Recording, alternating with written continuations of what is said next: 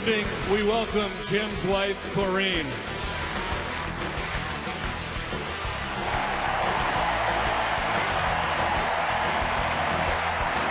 Of the current players, the 2009 Boston Red Sox would like to present to you.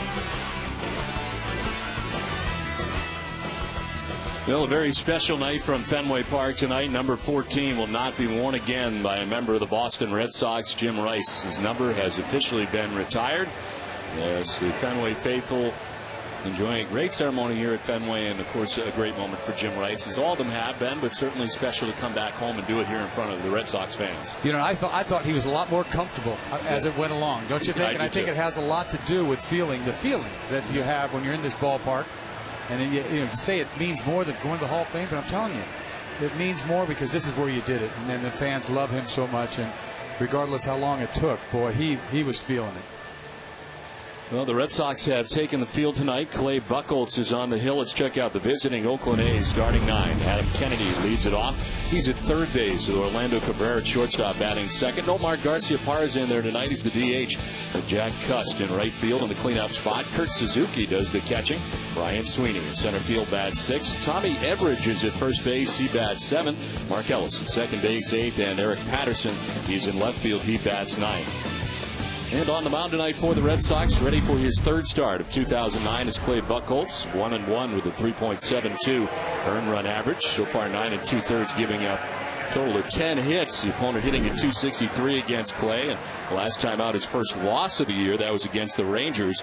In a 4-inning effort, he gave up 3 runs. Adam Kennedy stands in to get it started here in the top half of the first inning. Clay Buchholz ready to work.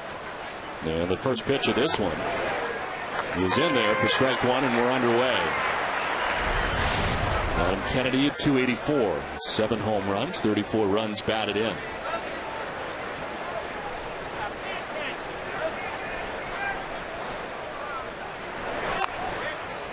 Some chop foul, and it's 0-2. I think what we'll look for tonight from Buchholz is, last time out, 90 pitches in 4 innings. A lot of deep counts. You see, hopefully he'll go with the fastball.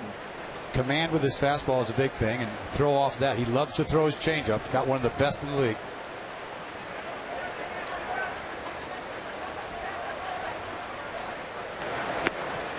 It's outside for ball, 1-2. His third start of the year. The nerves got to be there again. All these starts is seemingly big, but here he is now at Fenway Park. Kind of difference that'll make tonight.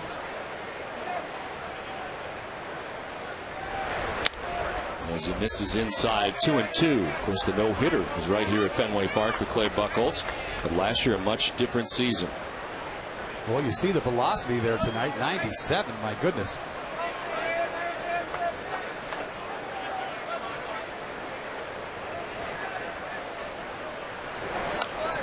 Late swing and a foul off to the left as the count hangs at 2-2 to Kennedy.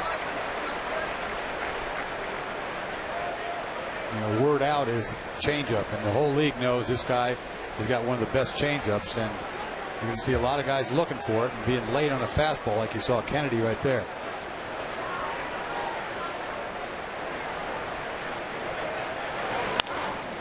Up the middle, ranging is Nick Green. The throw in time. And there's one out here in the top half of the first inning. Let's check out the Red Sox defensively. Jason Day in left, Jacoby Ellsbury in center, J.D. Drew in right. Third to first, it's Mike Lowell, Nick Green, Dustin Pedroia, and Kevin Youkilis. George Kataris getting the start tonight as he does the catching for Clay Buchholz. Red Sox are 8th in the American League in fielding percentage.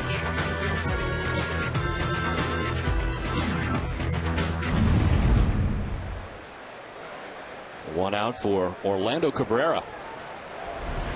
OC batting in the number 2 spot in the shortstop tonight. Oakland also has Nomar Garcia-Parra in the lineup tonight.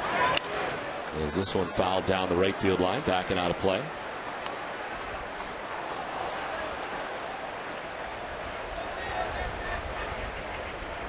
And the third start for Clay Buchholz. First 2 both on the road. First one at Toronto, last time out at Texas. Longest he's gone is 5 2/3. That was in his first outing. Got the victory in that one.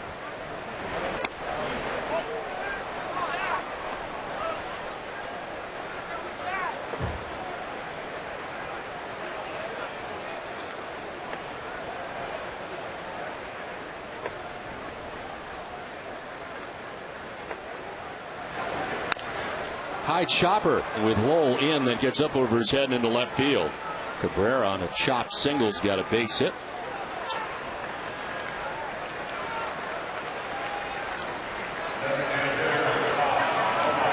Umpiring crew tonight, Adrian Johnson with the plate. Nomar Garciaparra standing in.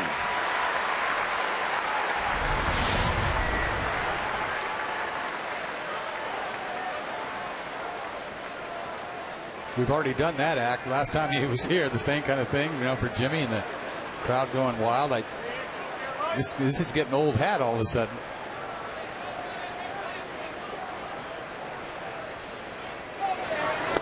A chance for Nomar to send his regards to Jim Rice in person as Rice was coming down the line.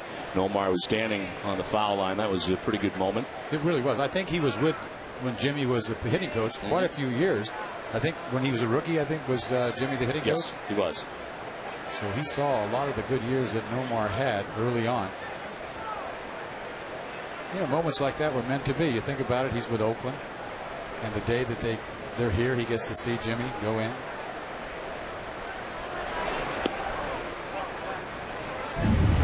Look at that moment as Rice was coming down and Nomar came from the dugout area to be there.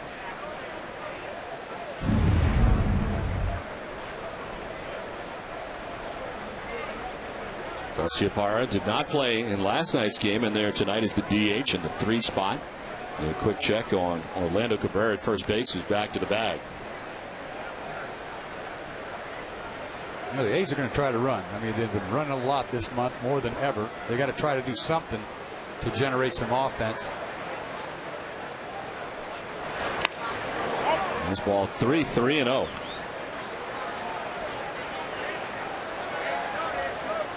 Bob Guerin's team coming in with a 41-57 mark. They're 17 games back in the American League West and have become sellers all of a sudden here. Matt Holliday first to go. More to follow, it appears, in the next couple of days. This is into left field. Nomar at the green light, 3-0. Cabrera takes second base, and there's 2 on with 1 out for the Athletics in the first. Not exactly too surprising. 3-0, green light. Gets the fastball, rips it into left field. Nomar's usually swinging at the first pitch, let alone 3-0. So 2 on, 1 away, and Jack Cust coming up. And he's trying to get to Buchholz here in the first inning, as Cust was 16 home runs on the year, 50 runs batted in.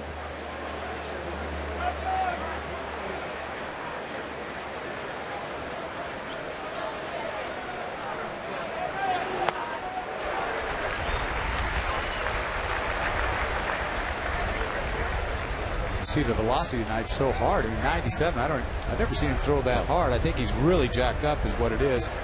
Kind of overthrowing early in this game.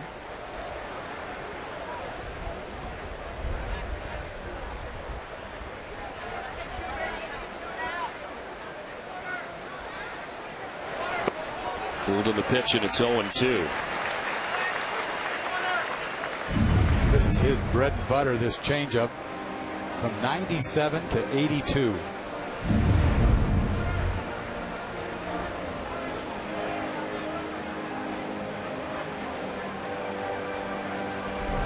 Umpiring crew tonight, Adrian Johnson has the plate, fielding Culbreth at first base, Jim Wolf at second base, and Gary Cedarstrom is the umpire at third.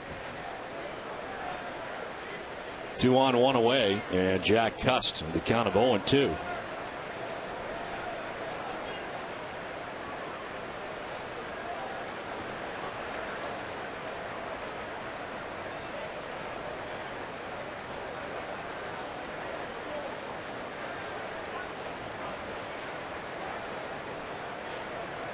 Just who led the A's in home runs last year with 33, 16 this year. Waiting on an 0-2 pitch from Clay Buchholz. It's a breaking ball away, and it's 1-2.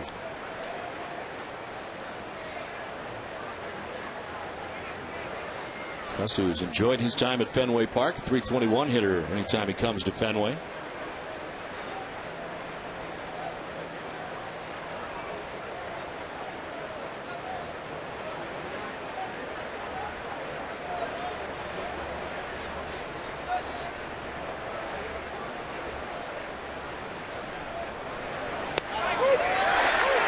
strike 3 to Cust. Buchholz picks up his first strikeout of the night. 2 down. It's almost trying to put him to sleep, taking so long to deliver there. 3 looks to second base, and then he throws him a little curveball down and away. See him fall down right here because his follow through. Look at that. Whoa. I'll tell you what, every pitch, I mean, he uses his whole body on every pitch. And he reminds me of the kid Lincecum from San Francisco. These two guys, you know, the same kind of builds, really kind of thin, and they just use everything. They come right at you. So 2 down, 2 on. Kurt Suzuki, the batter, and catcher for the Athletics, an everyday catcher at that.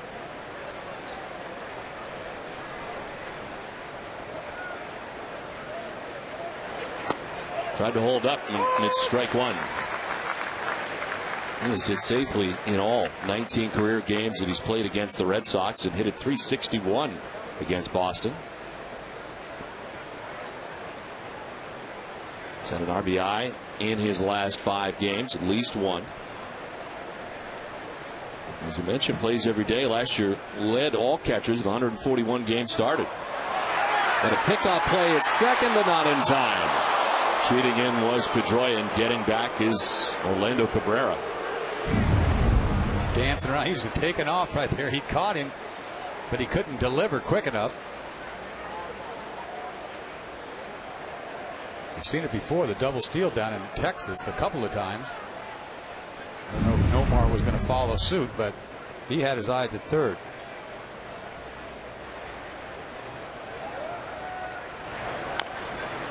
High chopper to third. Lowell will get it. Tag the bag to end the inning.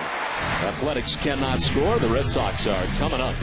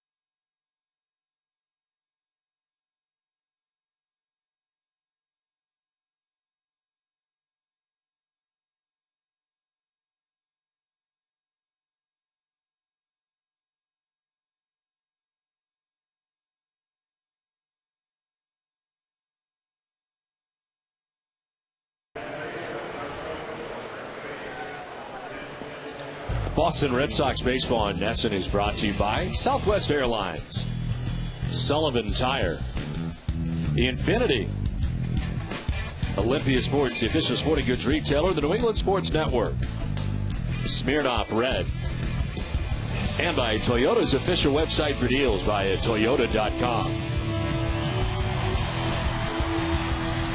Kid Rock and Peter Wolf in the house tonight. As part of Jim Wright's night here tonight at Fenway. Or Jimmy knows they're here. They're here. And so are the Red Sox, as on the mound is Vin Mazzaro. He was 2-7 coming in, 4.75 earned run average. A 301 opponent batting average. Another rookie for the Red Sox to deal with tonight. This kid's got good stuff. I know he's 2-7. He's lost 7 out of the last 8 starts. But you're going to see some good stuff. A little quick little fastball there. Good breaking ball. Problem, he has no run support.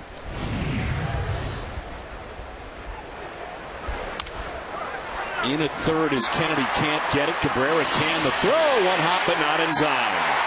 Ellsbury able to beat it out. Too much speed. You're going to see a ground ball that has nothing on it once it gets past Kennedy here. Cabrera's got to get it out of his glove and let it go. He throws a changeup across the diamond. Ellsbury safe easy.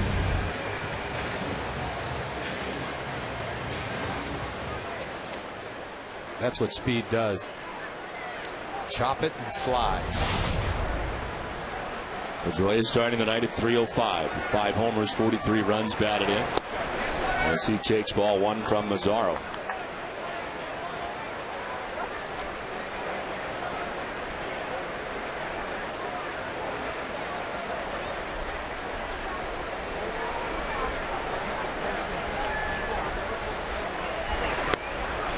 You mentioned the lack of run support. He's received 3 runs or less in each of his last 9 starts, and averages 2.78 runs per game. Overall, it's 17 runs in 55 innings that he has pitched. His first 2 starts out of the gate were dynamite. 6 innings, nothing. 7 innings, nothing. Game was easy. 2-0 after his first 2 starts, and it's been downhill ever since. And he beat the White Sox in Chicago and then beat Baltimore at home. And has not won since. High fly ball to center. Ryan Sweeney makes his way back, backpedaling to the track to make the catch for the first out of the inning. Let's check out the Red Sox lineup that's brought to you by your New England Chevy dealers. Jacoby Ellsbury in center field with Dustin Pedroia at second base. Kevin Youkilis at first base. David Ortiz at DH with Jason Day in left. J.D. Drew in right, bat 6th with Mike Lowell at third base, batting 7th. George Kataris doing the catching, batting 8th. And Nick Green at shortstop, bats 9th.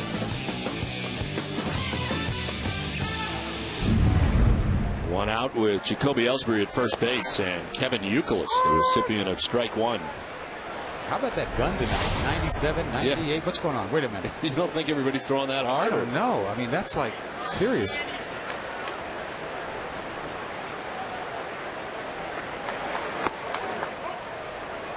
Runs inside for a ball, and it's 1-1 to Youkilis. That was 98. Come on. You thinking it's running a little hot? It's a little hot tonight. It's hot anyway, isn't it? Maybe the gun is hot.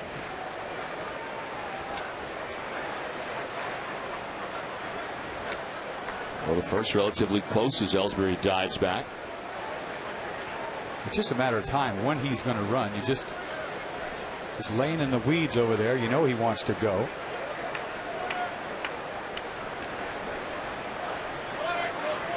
When's the last time you saw a pitch out? You never see pitch outs anymore. It's getting more rare. Yeah, very. I wonder why that is. I don't know. Why don't you ask Terry? I'll check that out for you tomorrow. Okay.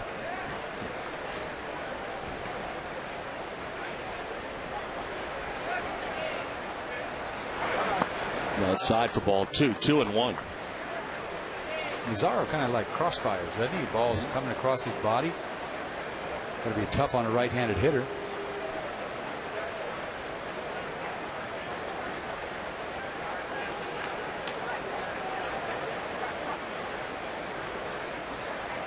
There goes Ellsbury, pitch inside, very late throw and no chance. Ellsbury finally steals second base. It's just a matter of time. You know, he never really has a real good jump. I mean, to me, that's a very mediocre jump. He waits as long as he can because he can. He's so fast. He really is unstoppable. I mean, you talk about 45 stolen bases. I mean, he could run anytime he wants. I think he could run more if he wanted to, I think. He's doing just fine, though. 45 bags. And really the key for him has been getting on. That's been the whole key, and lately he's been doing that. Yes. And you know how you steal a lot of bags? Somebody was talking about, because Ricky Henderson just went into the Hall of Fame. He stole 130 bases. That's ridiculous. I mean, it's a Ricky show if you think about it. I mean, he used to take third base all the time. I don't care. They gave it to him most of the time. And you've only seen Ellsbury takes third a few times, hasn't he? He got thrown out once, and that kind of made him not want to do it for a while. 3-1, foul back, almost to us. That would have been beautiful. I was bailing. I was and trying to catch. That was kind of a big hustle, I think, is what that falls under. That felt like a fossil right there, trying to go after that ball. It took you a little while. I didn't think I really wanted it. No. I just didn't want to get hurt. To third, Kennedy across the diamond, and it's in time to get Euclid. No advance for Jacoby Ellsbury. Here's the defense for the Oakland A's. Eric Patterson, who was in center last night, left tonight. Brian Sweeney in center. Jack Custon right. Adam Kennedy at third base. Orlando Cabrera at short. It is Mark Ellis at second. Everidge at first base, making his major league debut tonight. And at catcher, it's Kurt Suzuki who catches Vin Mazzaro. It is steamy here tonight at Fenway Park. 82 degrees to begin the game. Light breeze out to left and partly cloudy. There's the forecast for tonight, but no precipitation in the area. Jim Rice had some precipitation, didn't he? Oh my goodness. He's probably feeling good right now. It's all over. Yeah, Jim's going to be joining us in the next half inning. The mayor is here as well. What did you say? He was raining inside. Is that what you said? I don't know what he was. Yeah, he was raining all over his body. It was raining.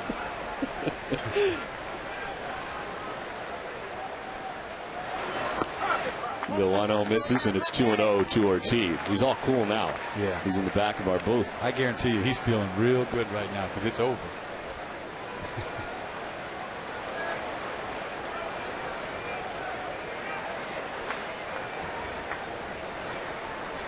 Two down, Ellsbury at second base. And a 2-0 to Big Poppy's outside. 3-0.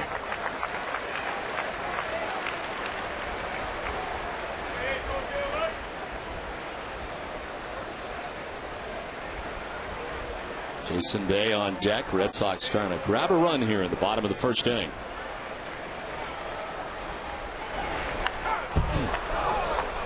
Everybody's swinging 3-0 tonight. Nomar did in the first inning. With Poppy trying it.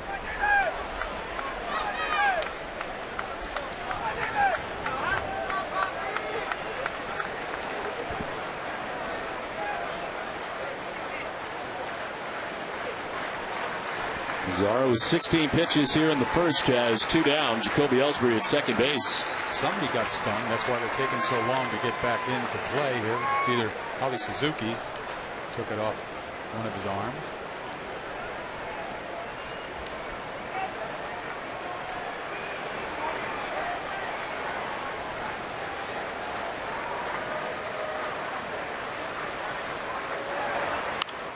Slap foul, full count.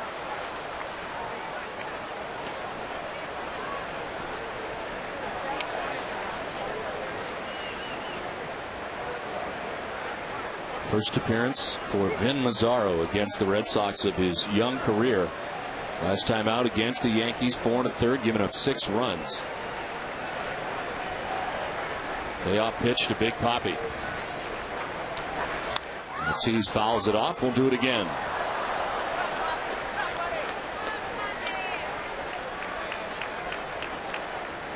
You're a veteran. You know, when that ball was fouled back here, you stood up like, man, you were all over. I wanted it. You really did. Yeah, it's like I got nothing going on in my life, so that's exciting. You were more aggressive than I was. I was tentative. This one fouled off. I mean, you stood up right away like you knew it. You knew this was coming. Yeah, but I was also bailing. Embarrassingly. Yeah, take a look. Take a better look at what I'm doing. Look, I ducked right at the end. I'm out. See ya. See ya. Yeah. Yeah, that's not good. No. We look like two girls. I don't look very tough, do I?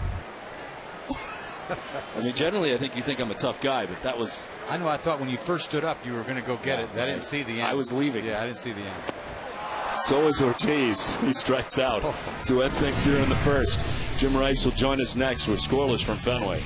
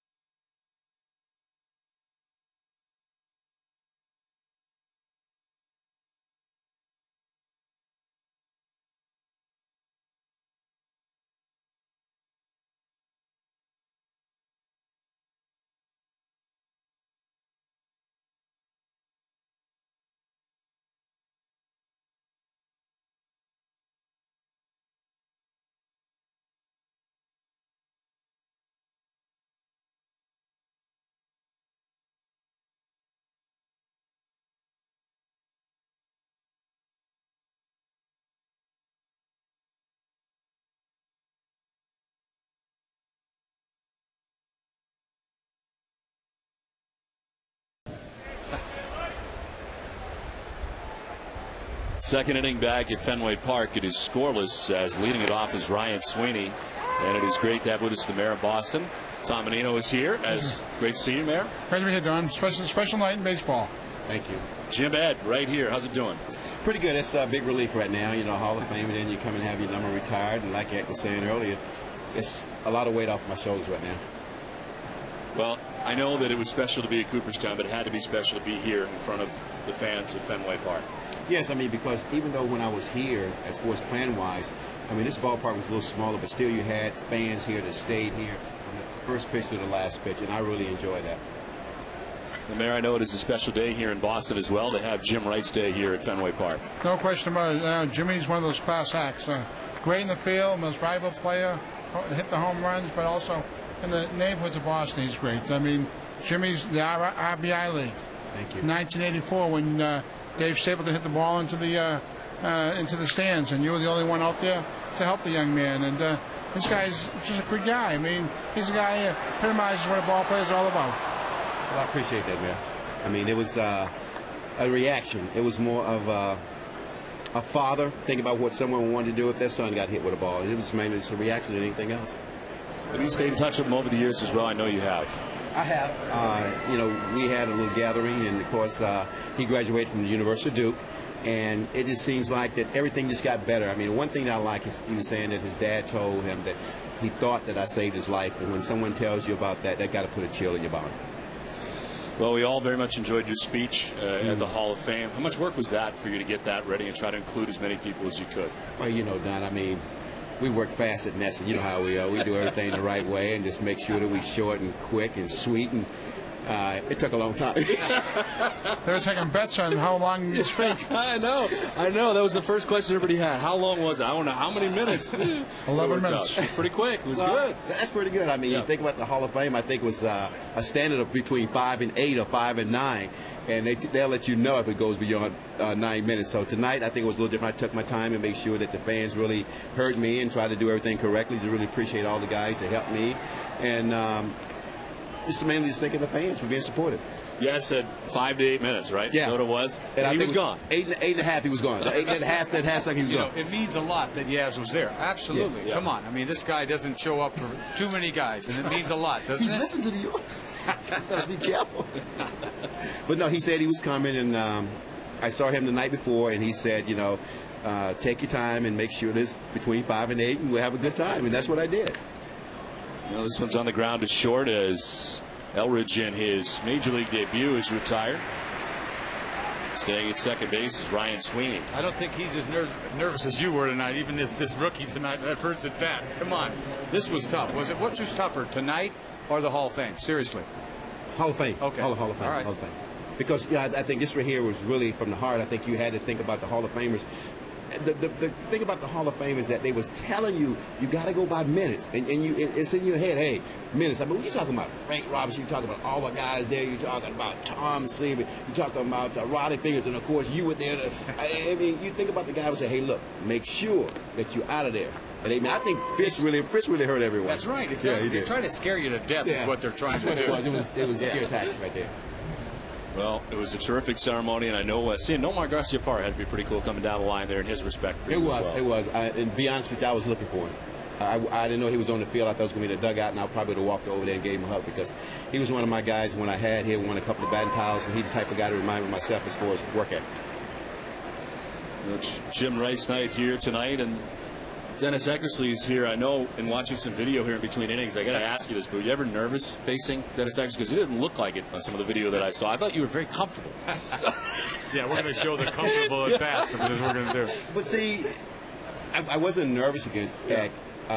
With Eck, to me, it was more of trying to pick Eck up. My thing with Eck was that he was hard to pick up because he was more of a slinger, and it was very hard for me to pick Eck up. But when I look at Eck, I don't really think about hitting home runs, getting a base hit off Eck. If he's at his best, he's going to get me. But Eck was the #1 starter, And so I always try to get the number 2, number 3, and number 4 guy. Wow, that might be the longest home run I've ever seen. That is unbelievable. Still going. I'm giving him up a lot longer than that. Wow, look at you Cadillac. Look how nice look I at am. this. Look how nice I am. That was okay. Took you forever to get around the bases. Look at this. Bounce around, Jimmy. Let's go. You can run faster than that. No, you got to enjoy that. You were dogging me. Look at that. Dogging me.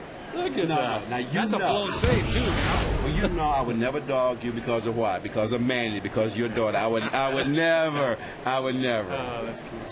Well, I know, speaking of families, it's very special to have your family here today and your grandchildren as well here at the ballpark for this event. Yes. It was. And, of course, anytime you have the grandbabies and the grandbabies want to be around Papa, you just got to go ahead and do what you got to do. You got to break down and be what you can be, I guess, Don. It's tough, but you enjoy every bit of it because you have a tendency to spoiling the grandkids. Then you got to send them back to the mom, and the mom said, "Why did you do that?" You're killing it. Yeah. Well, Mayor, I know you said, as you said before, really a great role model in the community for a long time among athletes in Boston. We really appreciate what Jimmy does, and have a ball field named after him in the city of Boston, and we hope to have a little event there for you, Jimmy. Thank you, man. I really appreciate it. Well, the Red Sox trailing here 1-0 as an RBI single for Mark Ellis. He's now at second base with 2 down, and Adam Kennedy is the batter. Well, you didn't seem too nervous to me at all on the field. I don't know if you were nervous at the Hall of Fame. You didn't seem nervous down there. I wasn't nervous because, every time the fans started cheering, you had a tendency to break, and you had the toughest thing was talking and hear your echo. Yeah. That was the thing. You're like, what did I just say? So you had to really slow it down and sort of back away so you couldn't hear it. And those were the key things I was trying to work on.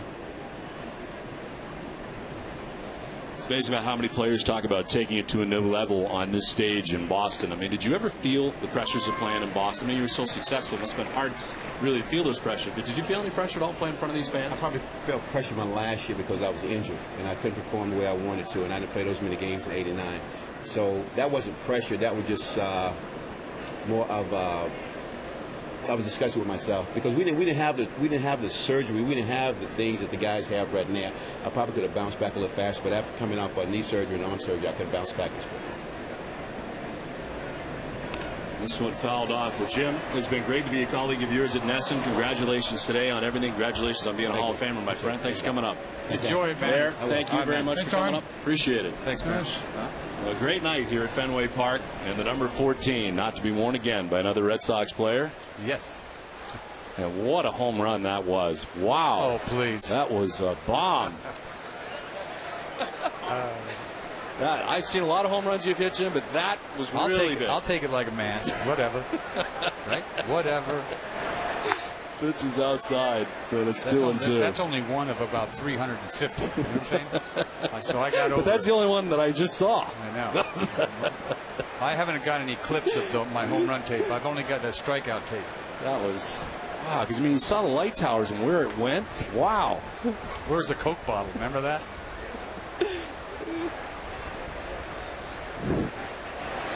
This one fouled off. I was just told that that's the only home run he ever hit in 37 plate appearances against you. Right. But we got it. How about that? I know. That was awesome. Well, Nesson gets everything. It's in the file. We found it. You want to play it again anytime you like? Just That's play great. it. Maybe to break. Maybe to break if they could get that together. Let me get the Gibson one out. We can. Yeah. We can really dissect that one too, huh? There's a backdoor.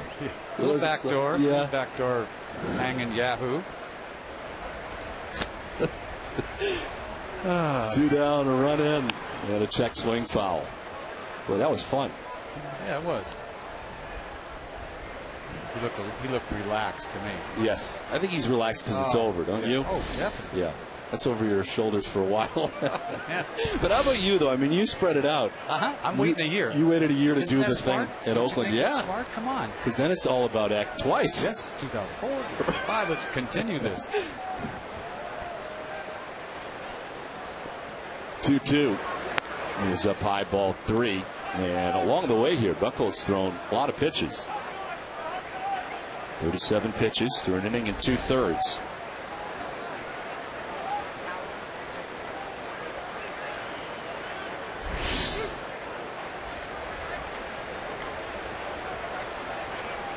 Adam Kennedy, who grounded out short first time up.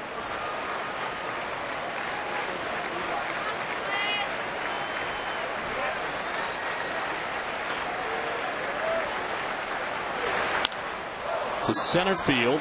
That's going to get in for a hit, and around from second base comes Mark Ellis. The Athletics have put a 2 spot on the board so far here in the second. Nice piece of hitting by Adam Kennedy. 3-2. He gets a changeup. I think a lot of guys, like I said, are looking for something off speed. He gets it. 3-2. Ball's middle. He probably wants this ball down, but you got to throw a strike. It's 3-2. Nice piece of hitting. Base hit, RBI for Kennedy. And the thing about Buchholz that I've seen early on, all the pitch count is way up, and last time out, 90 pitches in 4 innings. I mean, he throws the kitchen sink at you. I mean, he doesn't wait, to the second time around to show you everything he's got. To me, I think he should condense it a little bit. Don't let everybody see your best pitch. Sometimes I know you can't do that, but he takes counts full, trying to throw everything he's got. And you take a look at some of the problems that he's having here second time through now as people get comfortable as well. They've seen it all. They've seen everything he's got.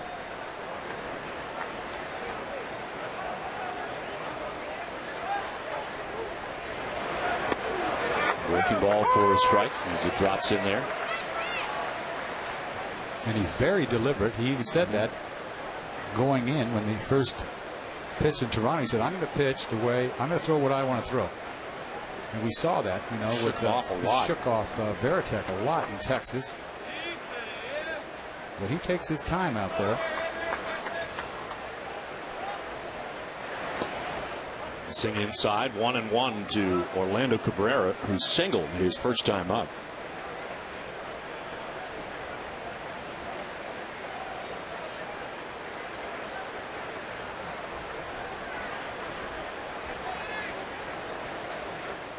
.40 pitches for Buchholz with 2 outs here in the second inning. Line on a hot off the low. It kicks to short. Green can't do anything with it. And reaching at first base is Orlando Cabrera. A hot shot. That was a bullet at Lowell. He's lucky he's safe right now. Fastball in, turns on it, 1 hop. Just trying to get lucky to pick this ball. I mean, this is a tough pick. As hard as this ball's hit, that ball could have come up, hit him in the chest. Talk about hot corner. John Farrell out there for the first time. It's a total of 4 hits in this inning. And 6 now in the outing, allowed by Clay Buchholz in an inning and 2/3. Here comes Nomar Garciaparra, who's got one of those hits. He singled in the first.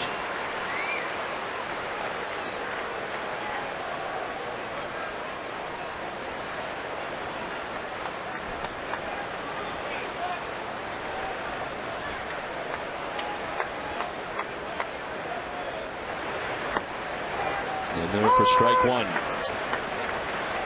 thought that ball was up a little bit.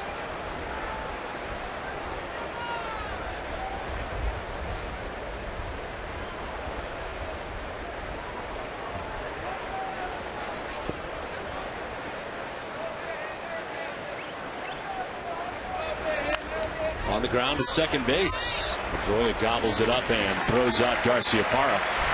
The A's come up with a pair. It's 2-0 Oakland.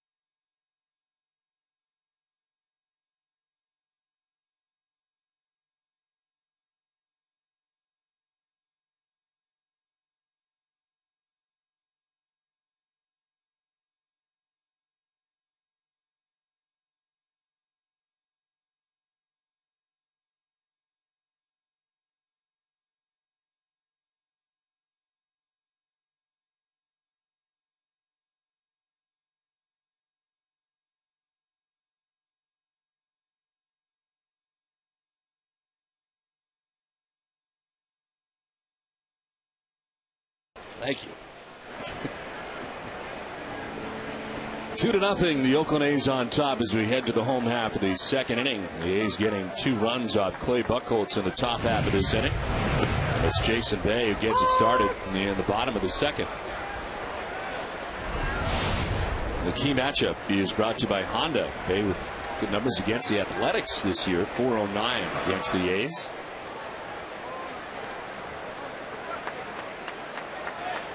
.20 home runs, 73 runs batted in for Jason Bay.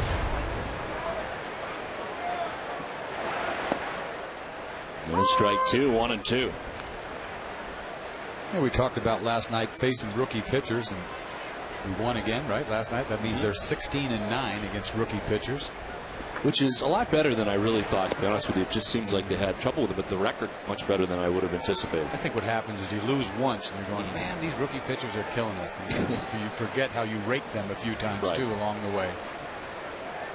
Now the losses always sting a little more than the wins. In other words, you expect to beat a rookie, right? You're supposed to beat all rookies. And they'll throw rookies at you, this team.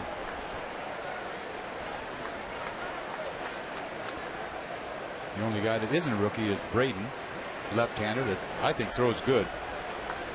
Anderson and Cahill both 21. As this one to shortstop. Cabrera on the run. And in time to get Jason Bay for the first out here in the bottom of the second. So 1 out and J.D. Drew coming up.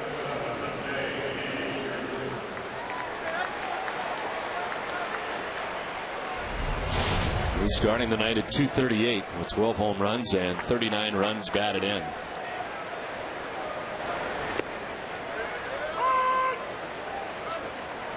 He didn't like that call. Thought that ball was outside. He's probably right. This ball definitely is down and away. You'll see. Couple looks back at Adrian Johnson so far. Nomar Garciaparra last inning. J.D. Drew this inning. JD's got a pretty good idea of the strike zone. Yeah, when he squawks, he's pretty much right. This one fouled off. 98 from Zaro, who's been throwing hard. Come on, 98. Dennis Eckersley doesn't believe it. Come on.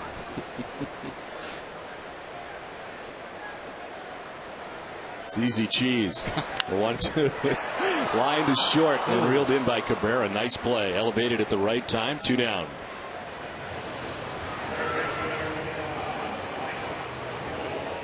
Go to NESN.com to print a coupon for 20% off your entire purchase. Valid at all Olympia Sports locations from July 29th through August 4th. Olympia Sports, get it for less.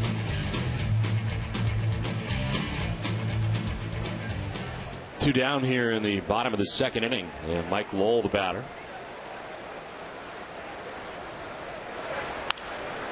One hopper to Cabrera from short left. He plants and makes the long throw in time to get Lowell. Mazzaro with a 1-2-3 second. It's 2-0 Oakland.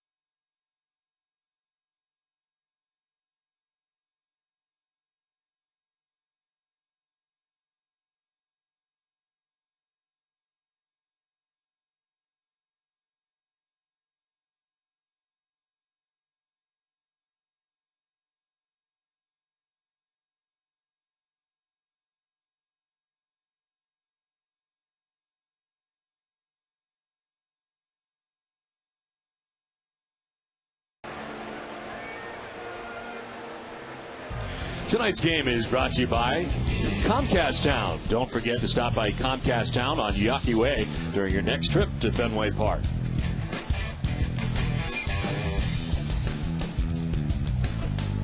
Third inning from Fenway Park. The Oakland A's have a 2-0 advantage as Clay Buchholz returns to the mound, 43 pitches deep through the first 2 innings. Jack Cust leads it off with a swing and a miss.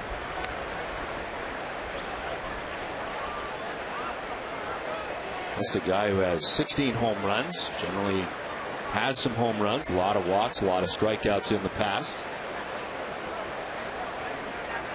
When he makes contact, it's usually gone as he takes a pitch outside. But contact is the key.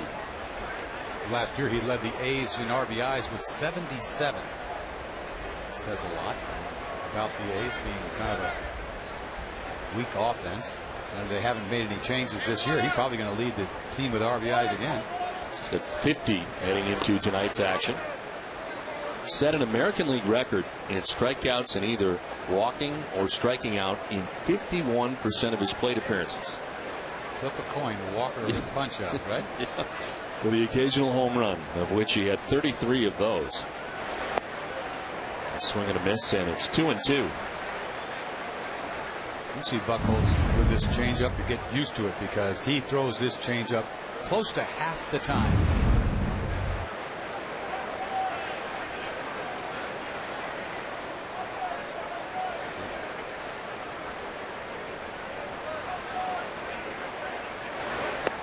Swing and a miss. Cust strikes out for the second time tonight. 1 down. Talk about nasty changeups, back-to-back changeups. Ball never gets there. Go back shaking your head. You got to look for that thing, and even if you look for it, you may not hit it. That's the kind of changeup he has. So 1 down for Kurt Suzuki. Grounded into a fielder's choice first time up.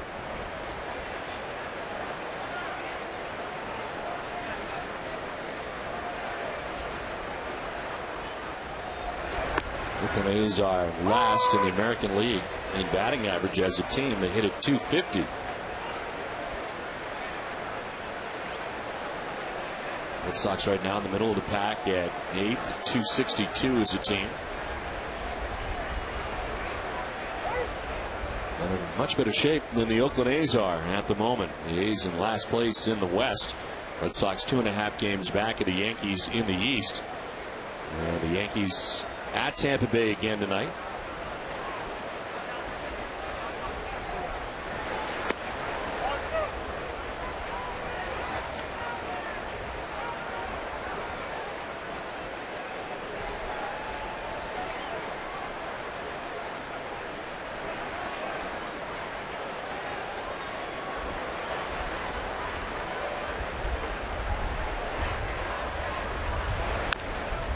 Suzuki fouls it off, and it's 1-2.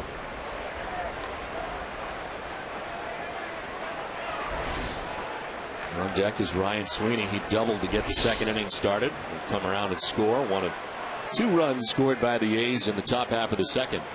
Doug Flutie is here.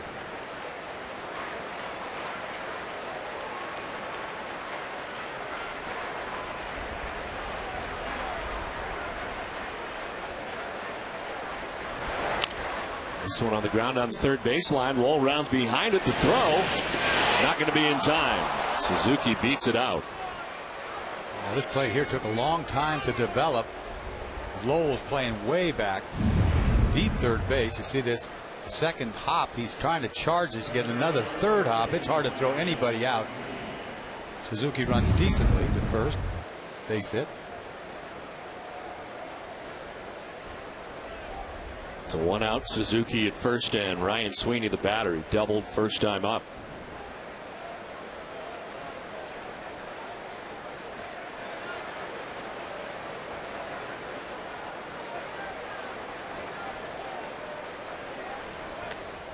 Scrambling back to the bag at first is Suzuki. We talked about the way the Oakland A's are going. It just seems like every couple of years they're starting again.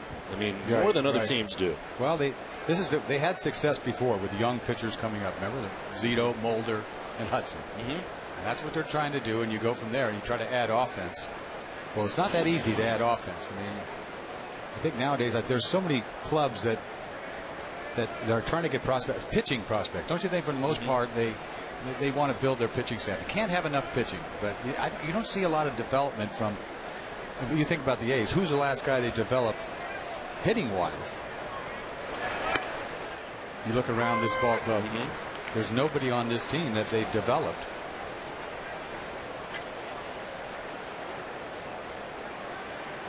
Now they developed Giambi is what they did. Right. Long time ago. Got him back, and now he's on the DL right now. I don't know if he's finished or not, but he's really had a tough year. 1 pitch is inside, and it's a ball and a strike.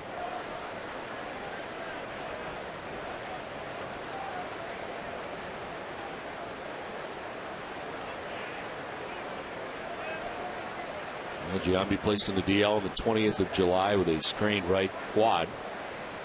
Eligible to come off the DL on the 4th. He was not having a very good year. The lowest batting average in the majors of 193. Yeah, you wonder if this would be his last year. Had a great career, over 400 home runs. He's about 38 years old. Broke in with the A's and maybe finishes with the A's.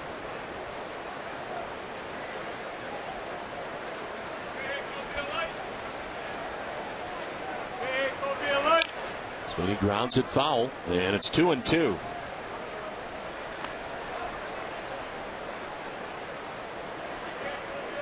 Pace of this game is just very awkward, isn't it? It just seems slow, very slow.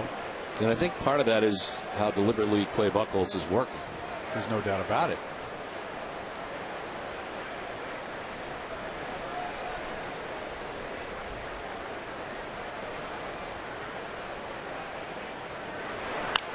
On the ground foul, 2-2.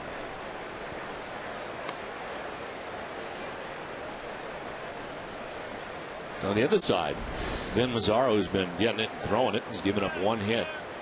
Got a 1-2-3 second inning.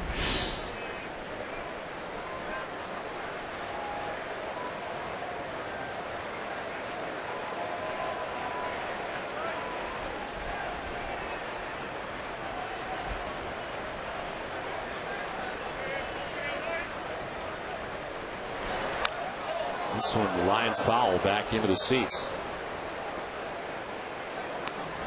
Covidien, a global healthcare products company, is a proud sponsor of the Red Sox Foundation, helping to address health needs in our communities.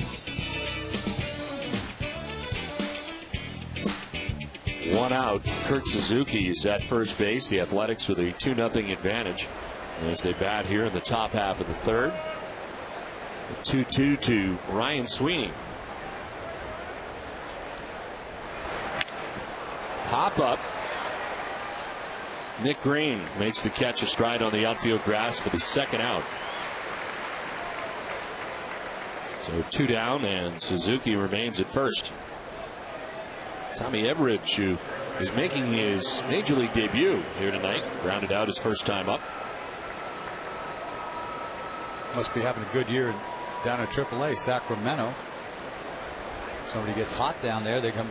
He's not even on the roster. Goes to show you that they haven't seen him. They want to take a look at him. Nobody can take a look at a lot of guys the last 2 months of the season. Originally a 10th round pick in 04. Fouls it off to the right. He began this season at Double-A Midland and was promoted to Sacramento June 9th. There's his numbers with Sacramento. That'll get you to the big leagues, huh? 380? That works. That'll do it. No wonder he's here.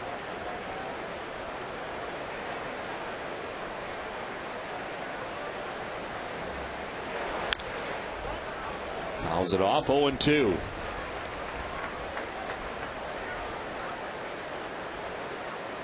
He's been through so many guys. He's the 10th guy from that draft to pitch or play for the Oakland Athletics.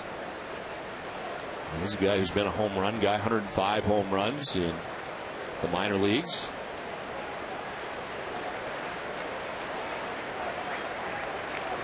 Waiting on an 0-2. And by Kataris, but it's outside. A step by Buchholz towards the dugout. It's an 0-2 curveball. This is almost a perfect pitch. We're going to call this ball outside. Hope he swings at that. That's a perfect pitch if somebody swings at it.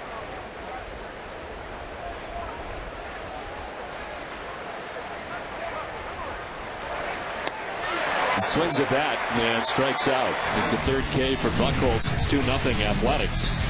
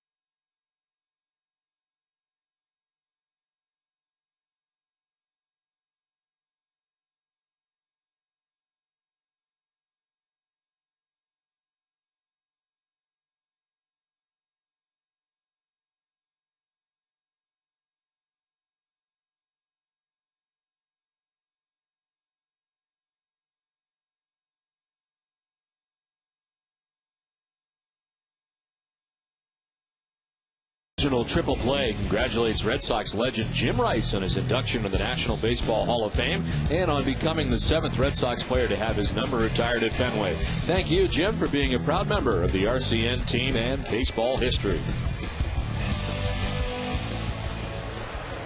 And we head to the last half of the third inning. First game, Bristol, Rhode Island. Welcome to Fenway Park. Well, they picked a good one here on Jim Rice night at Fenway. The retirement of number 14. George Kataris leading it off. We're at the bottom of the third. Imagine this being your first game. Wow. You say, boy, they do this. Why do they do this? What's going on out there? How about the next one you go to? Wait a minute. If you have a good year, man, they just give you standing O's for 15 minutes.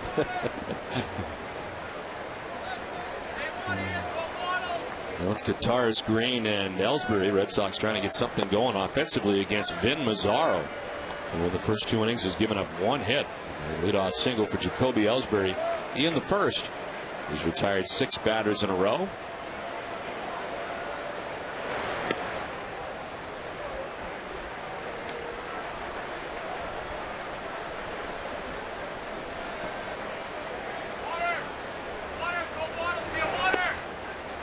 And strike 2, full count to Kataris.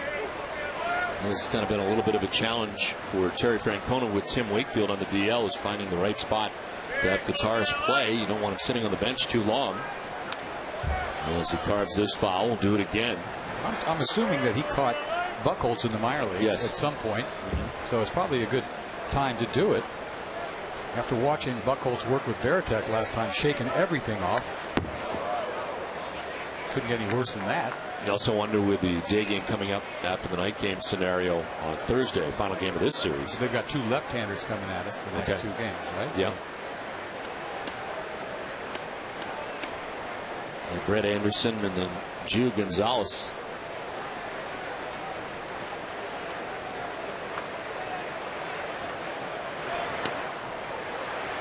And to first base. There's George Kataris, a leadoff walk. Come to Fenway in style. New in 2009, the Red Sox limo package provides fans with an entirely worry-free trip to Fenway. A Brewster Coach Stretch limousine will pick you and 10 of your VIP guests up and bring them to the ballpark, where you'll enjoy a game from right in the new right field box roof seats. After the game, the limo will bring you to the destination of your choosing. No driving worries, just great seats and top-of-the-line chauffeur service. You got to get in on this act. A limited number of spots remain, so book your own Red Sox limo package. Visit redsox.com/limo. Where are they going to take me? What's my destination? What is my destination? I don't know what you do in your own time. Take me to the gym? Huh? That'll work. Yeah. Take a drive around Boston before you head home. Some sights you haven't seen. I could style without a limo. Nick Green in the air to center field, sending Ryan Sweeney back to the track to make the catch for the first out of the inning. As Gutierrez makes his way back to first, we make our way to Heidi Watney. Heidi? Well, Don, as we've been talking about all night, Jim Rice had his number 14 retired here at Fenway Park tonight. And even this current group of Red Sox players knows what a feared hitter Jim Rice was in his day. You could just see it, because when he was our hitting coach, he'd come out and take one swing and hit a line drive off the monster. I hear, he was such a gifted player that he was one of a kind. Yeah, Jason Varitek, of course, one of the guys who was around for Jim Rice as a hitting coach here, as this one makes its way into right. And up to second base goes Gutierrez. Ellsbury is 2 for 2, and right now he's swinging a pretty good bat. He hasn't hit the ball hard 2 times and gets 2 hits. Infield single the first time up, and a C&I ground ball, a little sinker. Pulls it in the hole between second and first. Gets through very easily.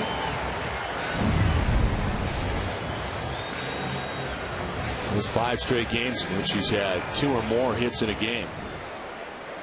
And it's 2 on, 1 out for Dustin Pedroia. Red Sox are their first threat of the game. Pedroia flied out to center field first time up.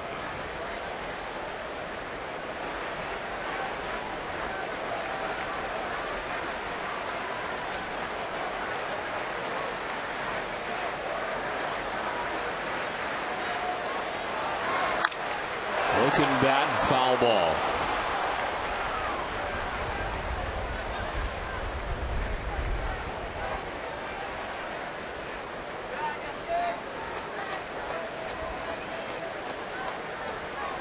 You see that every night. There's bats galore cracking like that. Yep.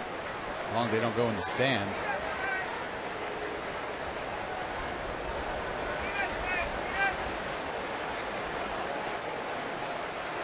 One ball, 1 strike to Pedroia with 2 on, 1 out.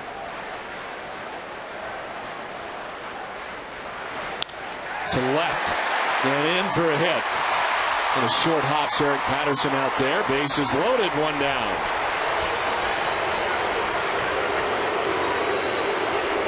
Pedroia, boy, he's swinging. He's ready. He's swinging for everything. Last pitch, breaks his bat. Next pitch, down and in. Pretty good pitch. He gets to it, hits a line drive. Gutierrez has to hold up. He thinks that Patterson might catch this ball. That's why the bases are loaded. Well, Kurt Young, pitching coach, making his way out. The bases loaded here and 1 out. It's amazing the way Pedroia goes about it. That was a pretty good pitch. He can make a pretty good pitch look like nothing. Bullet to left field, no big deal. Just he reads the pitches. I don't know how he does it. With a big swing like that. You can throw him a nasty breaking ball, throw it in right field, sinker down in, he'll yank it over there. Incredible little hitter.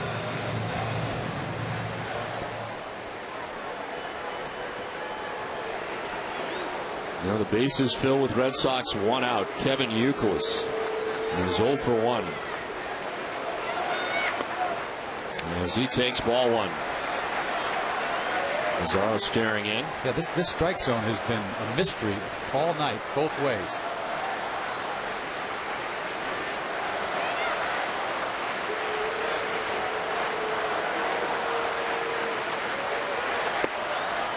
That's ball 2. That ball's low. Wow, 2-0. Boy, that makes it hard to pitch. This ball's a strike. First one was a strike. That So is the second one. Instead, it's 2-0. Youkilis to left. In for a hit and more. From third comes Kotaris. Here comes Ellsbury. Throw to third, not in time. It's a double. And the Red Sox have tied the game 2-2. Yeah, 2-0. You got to throw a strike. Pretty much threw the same pitch that he threw Pedroia. He throws to Youkilis. The ball sinking down and in. He smokes this ball. Double down the line. This ball's going to go all the way to the wall. Nope, he cuts it off. You think that he can't get a double on this ball, but when he throws it in, he goes back door for 2.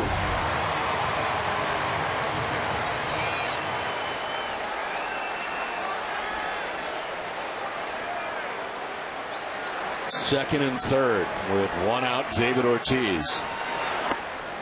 And the pitch inside, ball 1. The league leaders are brought to you by Olympia Sports. All-time Red Sox home run leaders. David Ortiz at 244. Jim Rice are honoring tonight at Fenway Park, third in that category. Broken back grounder right side to second. Throw to first is in time, but a run in as the Red Sox take a 3-2 lead. On to third goes Youkilis. All Big Papi had to do was get the ball in play. Doesn't care if his bat explodes or not. It's a pretty good pitch that he hit. Sinker down and away. Barely gets the head of the bat on the ball, the end of the bat on the ball. Look out. Take an RBI for a bat. So the Red Sox have struck for 3 so far here in the bottom of the third. They get Youkilis at third. And a chance here for Jason Bay with 2 outs. There's strike 1 to Bay.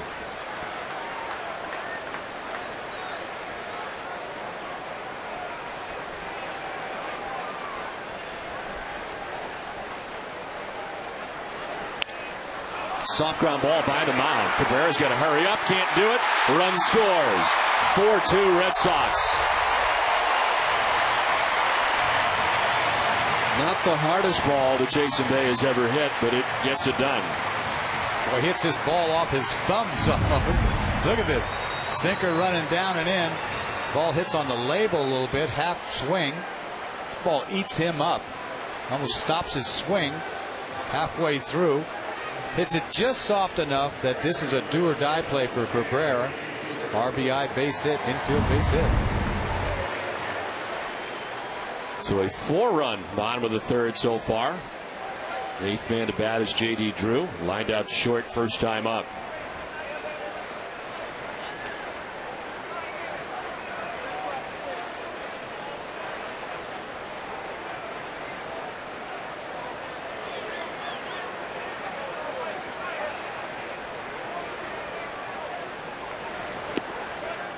Red Sox in the lead now here tonight, while the Yankees are trailing the Tampa Bay Rays. Are in the 4th. With Tampa Bay on top 3-1. Red Sox starting the night 2.5 games back of the Yankees. And of course the Red Sox will match up against the Yankees on the next road trip, as well as the Tampa Bay Rays after a stop in Baltimore. I'm watching Mazzaro. He wants the umpire to probably come out there. I mean, if I was there, I would be all over this umpire. There's Bob Guerin. You know, got a rookie on the mound. I remember when I was a rookie, I'd come halfway to home plate thinking they were trying to stick it to me just because I was a rookie. I'd throw right down the middle and they say, ball. I mean, I like this. I like this a lot. I want my manager out there hooting on this dude.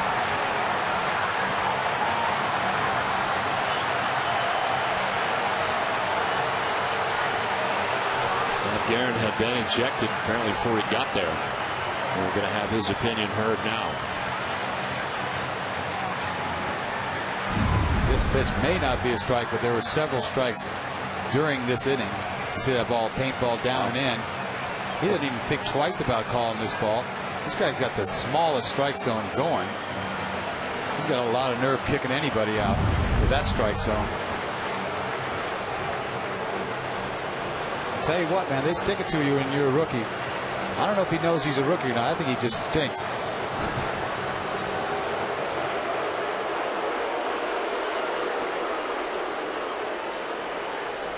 Well, you take a look at the sequence to Euclid, where it probably should have been 0-2. Absolutely. Instead, it was 2-0 with the bases loaded. Yeah, then you have to go kick guys out. Throw to first and back to the bag is Bay. Bob Guerin did exactly what he's supposed to do.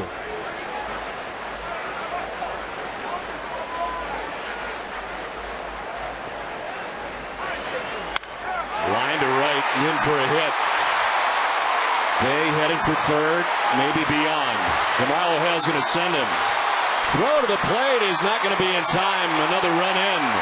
5-2 Sox. I don't care if you're a rookie or not. You're going to throw fastballs down the middle of the plate to J.D. Drew. He's going to smoke this ball. You see this 1-0 fastball, middle. He smokes it. Down the line, he's looking for 3. If it gets all the way down in the corner there, that means that Bay can score. It seems like he got it out of there, but the throw to the cutoff man just sort of lollipopped it in there. There's not even close at the plate. Well, Mike Lowell, the 9th member of the Red Sox to bat here in the bottom of the 3rd inning. They give that a triple? They did. I take that back. They gave him a double. It's at third on the throw to the plate as Lowell pops it up. And from short, it's Cabrera who makes the catch that ends the inning, but not before the Red Sox scored 5 times, take a 5-2 lead.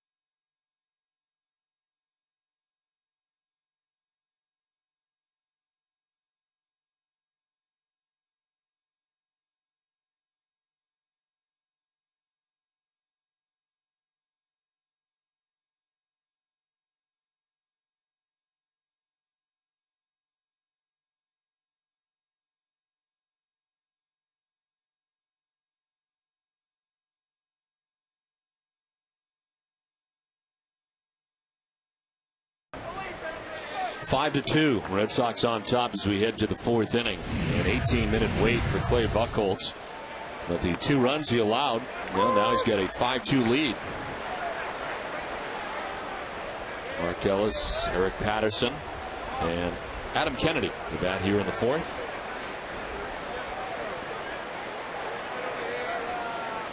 .64 pitches for Clay Buchholz. And a fly ball to right. J.D. Drew makes the catch for the first out of the inning. Check back in with Heidi. Don, as you said, this is Clay Buchholz's 3rd start for the Red Sox this year, but it's his first here at Fenway Park, a place he told me he likes to pitch.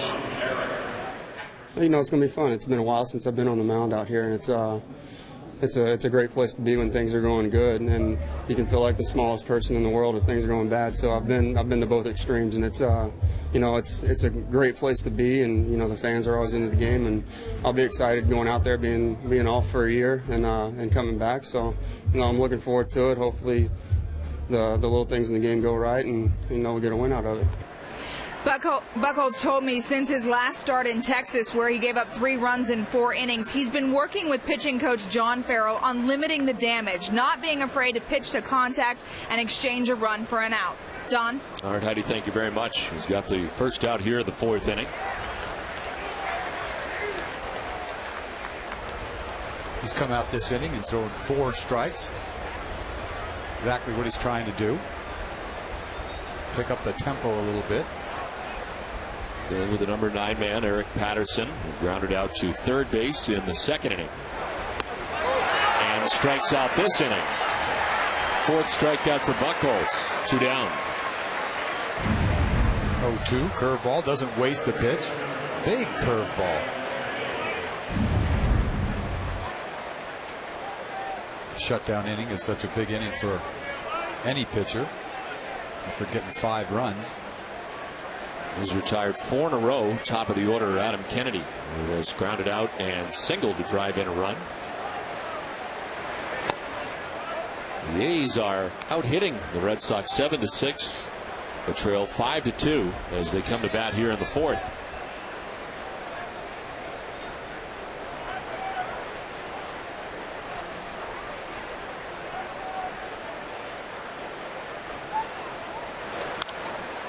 Fouled off to the left, and it's a ball and a strike. Well, because of all those hits and how many pitches Buchholz threw, he's coming up on 70 now with only 2 outs here in the 4th inning.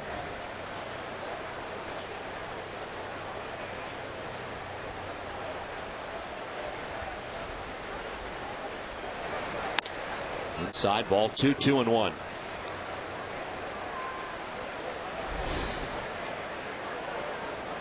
You watch him pitch and talk about pitching to contact. That's exactly what I see. I don't see a guy that really wants you to hit it.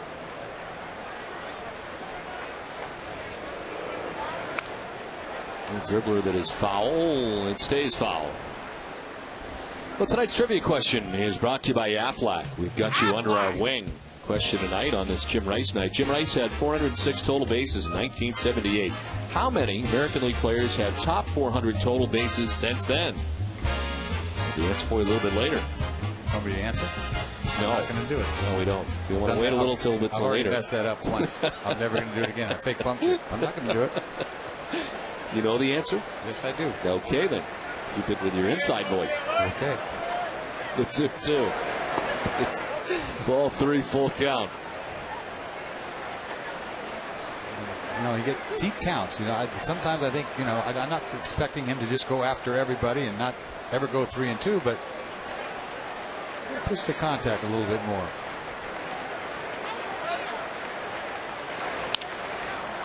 There's some contact in the center field. It's a 2-out single for Adam Kennedy, his 2nd hit.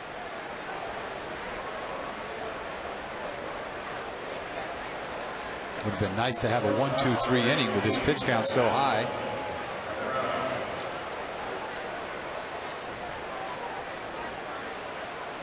Then you got a guy like Cabrera that comes up and he'll swing at anything, doesn't walk very much. So here's a guy that you really don't have to throw strikes to. So I can see going out of the strike zone against a hitter like this.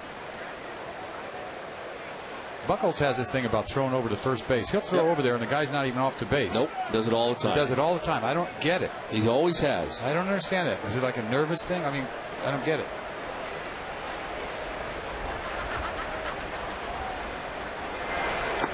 It was a swing and a miss. Foul tipped into the catcher's mitt. 0-1.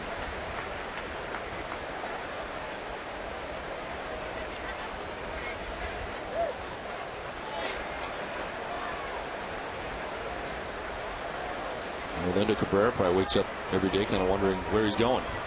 Written that he's going a lot of different places. Trade deadline looming. Close play at first, but he's back. Kind of a stumble to the bag. That was ugly. Didn't have that big a lead, didn't you? I guess so. Looked like he's going to get back easy. Then he slides off the bag's a little slippery. Closer than he wanted to be. He's going to run at some point. Breaking ball drops in there for strike 2.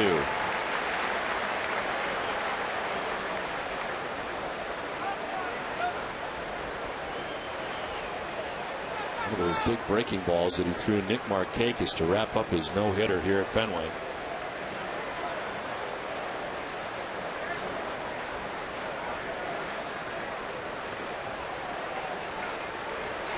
This one's outside. You know, at the time after that no-hitter, you figured, boy, this guy is going to be spectacular. And then to have the setback year, I don't think anybody could have predicted that last year, including Clay Buchholz. No, I don't think he was ready. I just don't. I think maybe that was a bad thing to happen, if such a thing can. Yeah. A no-hitter so early in your career. High expectations.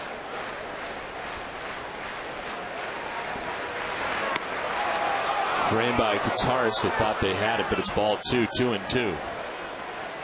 Let's see what this was. Let's see where this was. So we can get on this guy again. This ball's outside, up and away. We. Never mind. Get the book out. We got to figure this guy out. Well, we did get the book. I got you this brand new book as a gift of all the umpires and what their likes are and what they do during the off season.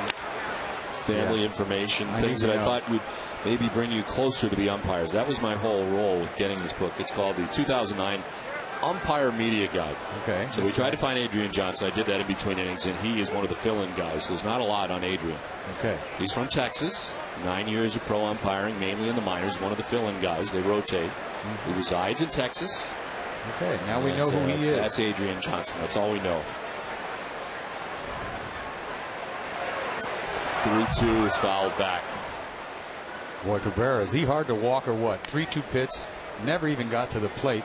I don't know how he even nicked this ball. He came to hit in July. He wants to get out of Oakland. He's hitting 380 in July. Salary drive to get out of here.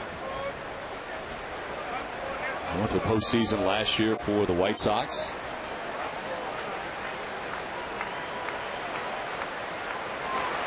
Ball 4, and he heads down to first base.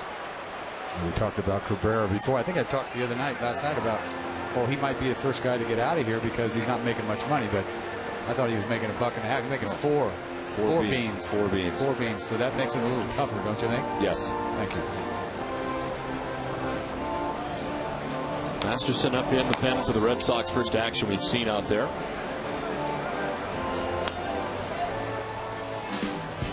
For every Red Sox game that goes into extra innings or the Sox earn a save, CVS Pharmacy will donate $500 to Children's Hospital Boston. CVS Pharmacy is the official pharmacy of the Boston Red Sox. Well, you look at this game by Buchholz. I don't know what's going to happen from here on out, but it hasn't been pretty. It's almost identical to the last game he pitched in Texas. Just deep counts, trying to paint, doesn't want to make a mistake. It's just pitching away from contact. Does that just come from fear? No, I don't think it's fear. I think it's just the way he is. Deliberate. He's trying to do every pitch. He's trying to be perfect or something. Garciaparra chops it left side. Lowell has it, gets rid of it, and gets Garciaparra. Well, the A's stranded pair. 5-2 Red Sox at the end of 3.5.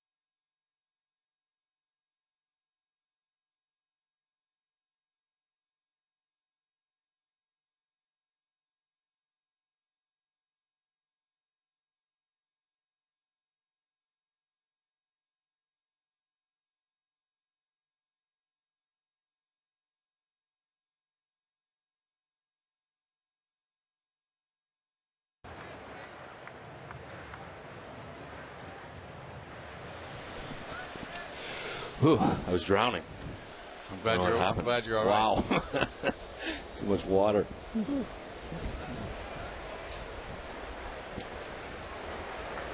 5-2. Red Sox on top as we head to the bottom of the 4th inning. George Kotaris leading it off as he did in the 3rd. Red Sox would send 9 men to bat and score 5 times. Shoots one foul and evens it count at 1-1.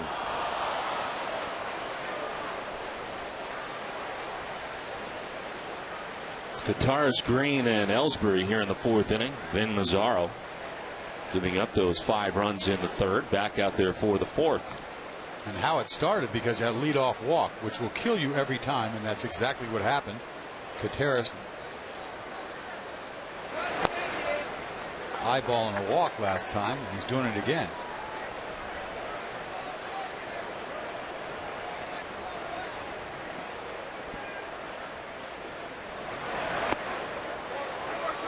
There's another down to first base. Mazzaro has walked his second batter, both times Kotaris.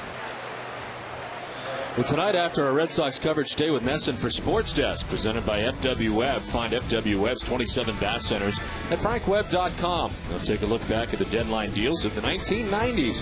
All the hits and misses at the trading deadline. Plus, former Red Sox GM Luke Gorman will be in studio about this crazy time of year. And hear from former Bruins defenseman Aaron Ward on getting traded back home to the Carolina Hurricanes. It's all coming up tonight after our Red Sox coverage. Leadoff walk for George Kotaris, who is at first base. Nick Green flied out to center field, first time up. Pops it up, sending Cabrera to short left for out number 1. Well, thanks for waiting, because it's time now for the Affleck Trivia question answer. Sure, go ahead. Look. Zero. Nobody has had over 400 total bases. Crickets. Crickets. Crickets is the answer. Rice was the first player to accomplish the feat since Hank Aaron with 400 in 1959, 406. He's the Red Sox record. Led the American League in total bases 4 times, 77, 78, 79, and 83. Did you know that? No. The answer? No. Crickets. Crickets. Why did they say crickets? I don't know. You're the only person that I know that doesn't. I know, but you know what it means. I do. I know. So I don't get where did it come from? I don't know. I think I like it. Yeah, I like it too, but it works. It works. Everybody knows what you're saying, but I don't know where it came from. Right? I mean, it came right. somewhere. Somebody started. Yeah, somebody started it, and you know what it means, but crickets? Like quiet? Yeah. Right? Yeah, like at night. Right. So your lawn. You're sitting in your yard during the summer, and all you hear is crickets. Right. That's it. That means zero, nothing? Nothing. Nothingness. Yeah, it's nothingness. Right. Let's talk more about Adrian Johnson as we move along. Get the book. We like skiing, riding bikes, pitches. Oh, that poor guy. Nowhere in here does it say that he stinks. I know. I'm sorry I said that. That's not fair. That's terrible. It's mean. I know. I got carried away. I apologize. It's flashbacks to being on the mound again. Yeah, you're right. Your thought process. I know. I went back to being a rookie, being upset. Calm down. So he's on the ground foul. So you don't forget that stuff when you're a rookie? No. You don't. You wake up in the middle of the night with it? You know, I had Frank Robinson, my manager, and he used to get all over people, and he helped me, just like Bob Guerin helped out. Jim Rice Day here at Fenway Park, and some of the all-time ranks for Jim Rice. And where he is.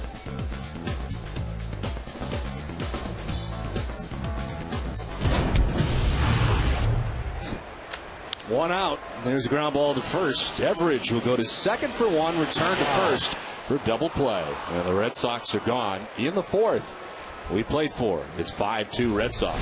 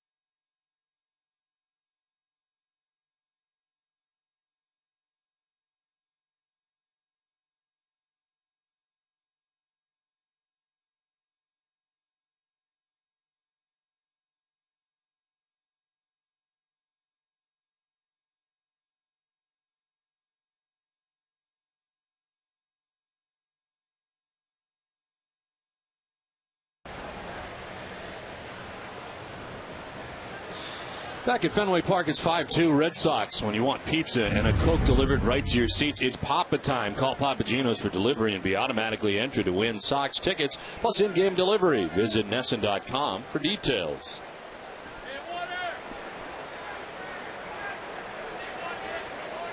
You don't need pizza. You already had it, didn't you? Is there anybody you're not going to kill tonight, by the way? Just reminded me. I saw you having pizza after dinner. How do you have pizza after you have dinner?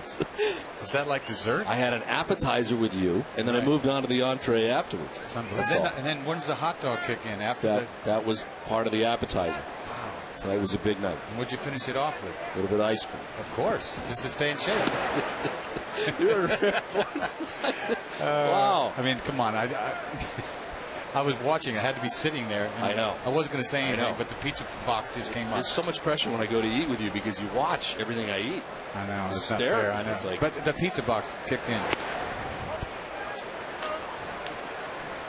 Anyway, back to the game. Yeah. He's got to throw strikes out there. 3-0.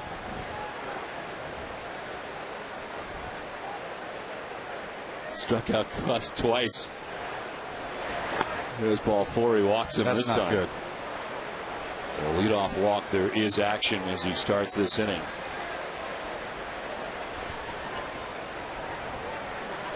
And you know, as a pitcher in the 5th inning, the way he's going and pitch count is so high, he's got to get through this 5th inning just to get a W. And believe me, pitchers know. You got to pitch 5 innings to get a W. I'll remind you, for the latest New England sports news, visit the new Nesson.com today. Read up on the 20 quarterbacks heading into the NFL training camp, plus thoughts from newcomer Adam LaRoche. And the latest breaking news from around the league. Read these stories and more in the new look, Nesson.com. This is towards shortstop. Green will flip to second. They get 1, and that's it. As Jack Cust retired at second base, Kurt Suzuki reaches at first. Nice 1 pitch, 1 out here. Almost turns this double play. Off balance. Pulls Euclid off the bag. Nice play by Pedroia. Now this is a double play last inning that Ellsbury hits into, which is hard to do with Ellsbury running. You'd think for a second he must have not got it now in the box, but you see him flying down the line.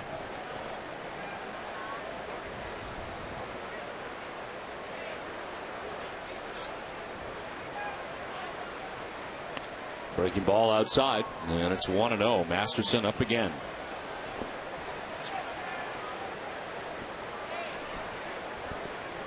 Buchholz would very much like to get through this 5th inning, giving him a chance for a victory here tonight at Fenway Park. He's got 1 out. Kurt Suzuki at first base. There's strike 1, 1-1. How big a deal is the 5th inning for you when you know that you get that chance to get a win? My whole career. I mean, I pitched, 12 years as a starter, and right to the end, I was like, I knew the 5th inning, I got to get through this. Because some games you just don't have it. You're just trying to sniff your way, just barely make it. All pitchers know.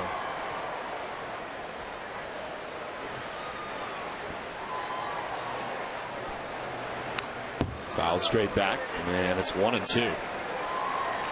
Ryan Sweeney, who doubled to get the scoring started for the Athletics in the second. They'd scored 2 runs in that inning.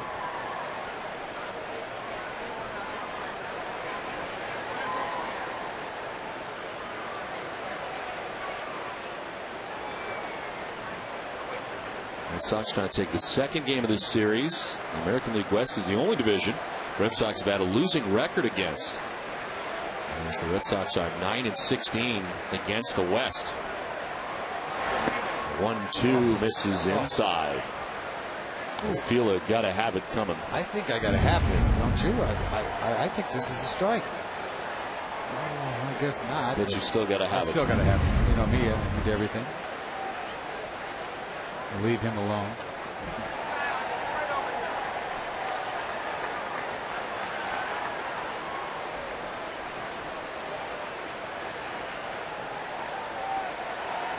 I saw Richie Garcia here tonight. I'm surprised he's not in here yet.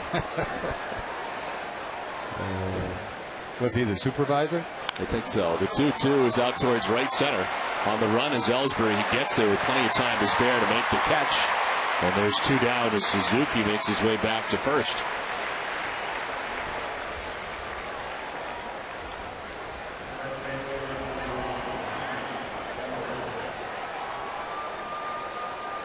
So 2 outs, Suzuki at first base, and Tommy Everidge in his major league debut. So for 2, he's grounded out and struck out.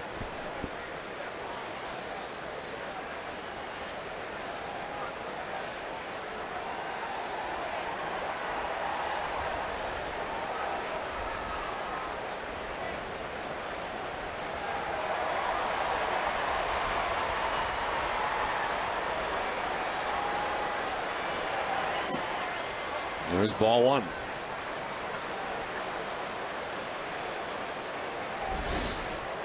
"93 pitches for Clay Buchholz. First 2 starts, he threw 102 in the first one at Toronto in his win in 5 2/3. 90 pitches last time out at Texas. Ground ball to short. Nick Green to first base for the out that ends the inning. So Buchholz is through 5. It's 5-2 Boston.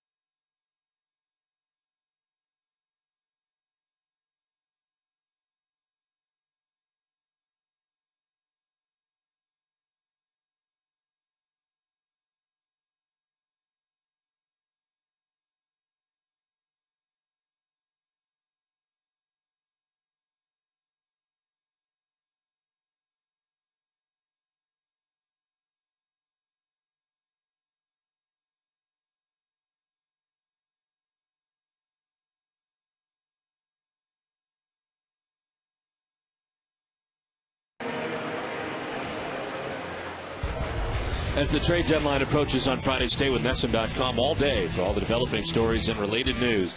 Then at 3, join Tom Caron and the rest of the team for NESN's baseball trade deadline special. They uncover the latest rumors and keep you up to date on the complete trade picture as it develops. That's Friday all day on NESN.com and live at 3 here on NESN.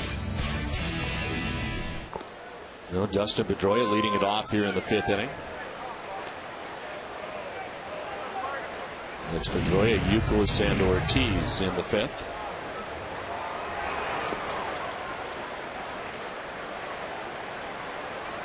Last year was kind of a strange deadline day. The Red Sox were off, which was kind of weird. I don't know why. It just was one of those, the way it worked out. And then at 4 o'clock, which is the deadline, right? Yes. They weren't done yet. No. And I was watching, and I said, well, I guess they didn't do anything. Then boom, they got 10 more minutes. What is it, an extension they got? Well, they can announce it afterwards. Oh. They can do that, and that's happened a couple times. I remember Nomar Garciaparra in Minnesota. Mm-hmm. Of course, it was 3 o'clock instead of 4 o'clock because of the time difference. This one missing inside. The lineup went up. Nomar was in it. 3 o'clock came. The lineup came down. Nomar was out of it. And Orlando Cabrera was a member of the Boston Red Sox, as was Doug Mankiewicz. That will always go down as probably one of the biggest deadline trades, right? Mm-hmm. I would think over the past so many years.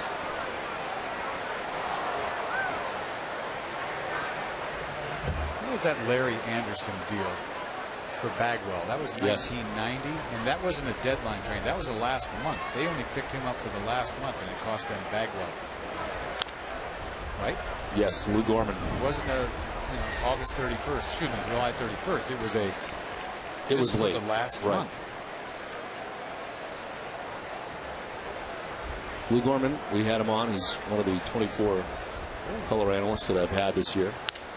We talked about that during spring training. Would have done it again. 5-3 on the putout. And he explained why. Went through his list of. So you count him as one of your guys. He is one of the 24. So how long was he on? I think 3 innings. Okay. Not everybody's been on for a full game, like you. So you drop, a partner on a guy just when he sits in his seat. Well, if he performs analysis. So you got a lot of pals. He's an analyst. I don't know if any of these people like me. You got 24 pals. They've all been on. They all may hate me for all I know. Nah.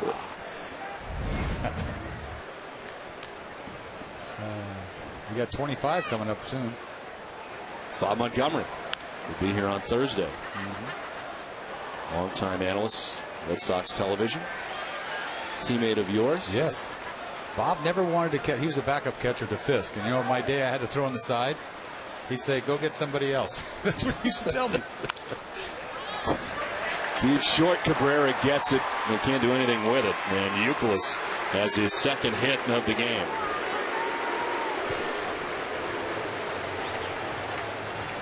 Cabrera playing him up the middle, it seemed like. He gets a ball down and in again. He hit a double last time with a ball down and in. Cabrera makes a nice play to get to the ball, but he has no chance. So 1 out to Youkilis at first. David Ortiz, the batter, is 0 for 2, but has an RBI. Picked one up on his ground out last time up. He's also struck out.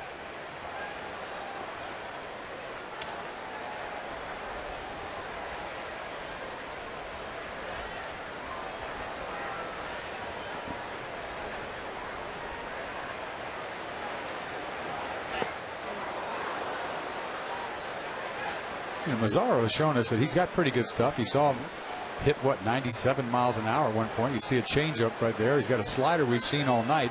The problem with him is just inconsistency. He's in and out of the strike zone. Didn't get much help that one inning from the umpire. Ahead of Ortiz, 1-2. He's got good stuff. But it's more than having good stuff in the big leagues. You got to make pitches.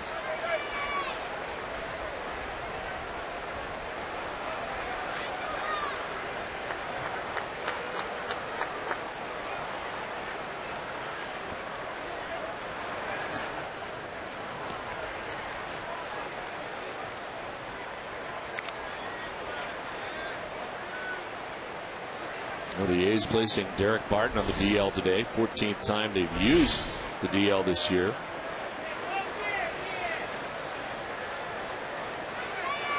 Two-two to Ortiz. It's pitch 85 and it misses outside. He's walked more than he struck out. 2 walks and a K. With 4 1/3 innings.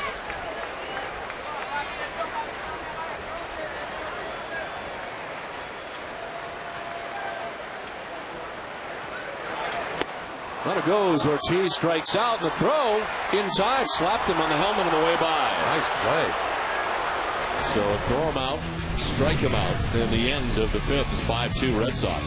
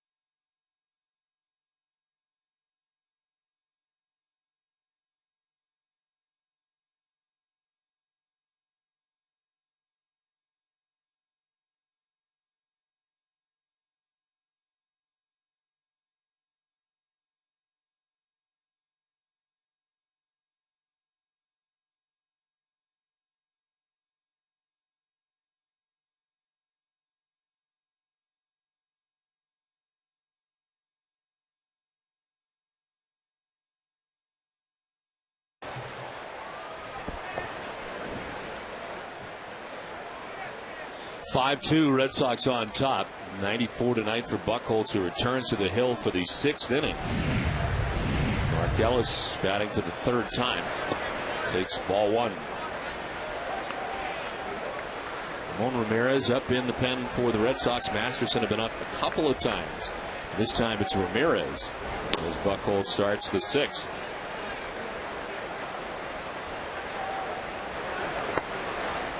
You get the feeling that if anybody gets on, he's gone. I may be wrong. Hopefully he doesn't have anybody get on and he gets through this 6th inning.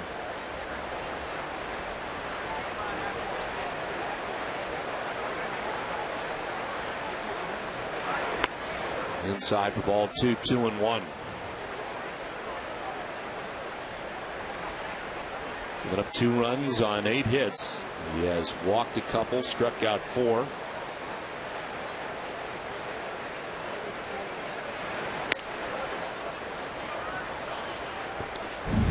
Played the end of the inning as Cabrera getting Euclid on the way by.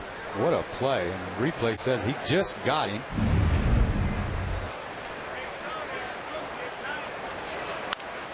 Chop to third. Lowell gathers it. And there's 1 out in the 6th. Where can you score the coolest Red Sox gear in town? Check out BostonGlobeStore.com.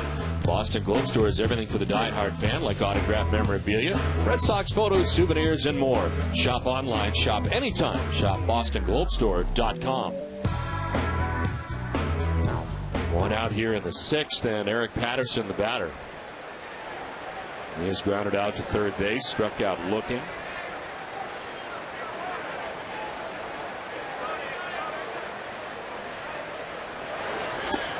He'll take strike 1 from Buchholz.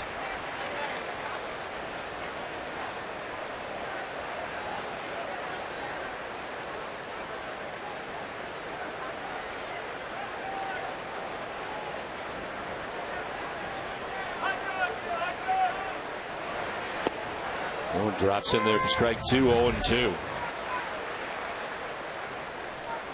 I'll tell you, he's doing the job the last 4 innings. You know, pitch count was deep after about 3 innings, and you got to give him credit. He's pitched well. Left some guys on base. 63 pitches through the first 3 innings. 43 after 2. You know, he continues to mix it up. Change up, curveball, curveball.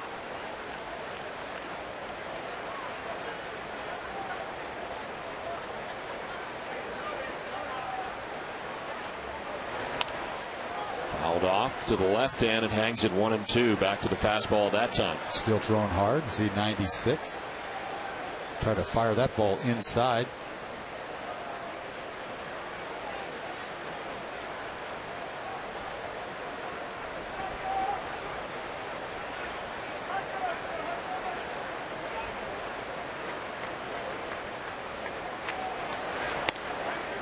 Two and two. You know, you watch the catcher put down signs, and he never just puts one sign down. They're never in sync. But he hurries up and puts the next sign down, and he'll go quickly so it doesn't take long. See, that's a third sign. He didn't like 2 of them. Change up. Did it go? Yes. Gary Cederstrom rings him up. 5th strikeout for Buchholz. 2nd time he's got Patterson. You see this high changeup's not even close. I don't know what Patterson's thinking about. The ball's way out. I don't even know if he went. Looked to me like he held up. Meanwhile, he's out.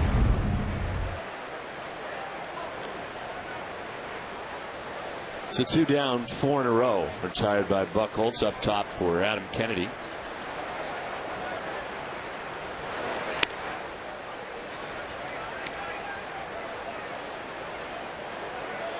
Adam Kennedy has 2 hits tonight and an RBI.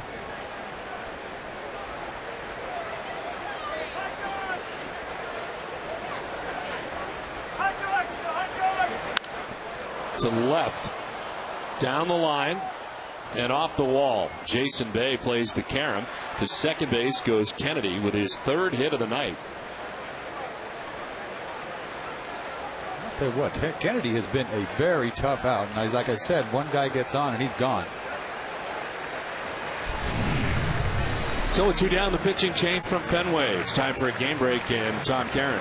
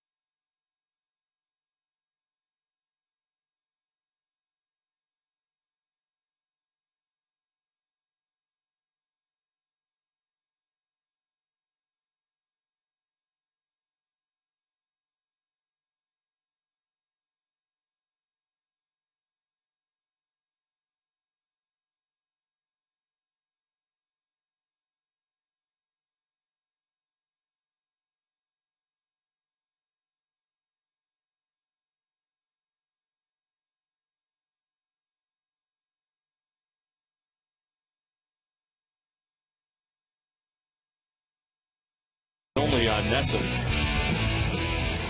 5-2. Red Sox on top. Clay Buchholz leaves after 5 2/3 innings, giving up 2 runs so far on a total of 9 hits. He throws 107 pitches, walks 2, strikes out 5. That was a lot of work. That's what it seemed like. Just really hard work tonight. As hot as it was. This call to the bullpen is brought to you by New England Ford dealers. And the new pitcher is Ramon Ramirez. He was in his 42nd game of the year, 2.18 ERA. Won a batting average under 200 at 197. Bullpen has been great. Red Sox relievers have not allowed a run in 9 games since the All-Star break, span of 24 innings. As Hideki Kojima warms in the pen. Orlando Cabrera on 1 pitch, grounds to second base and ends the inning. 5.5 in the books, 5-2 Red Sox.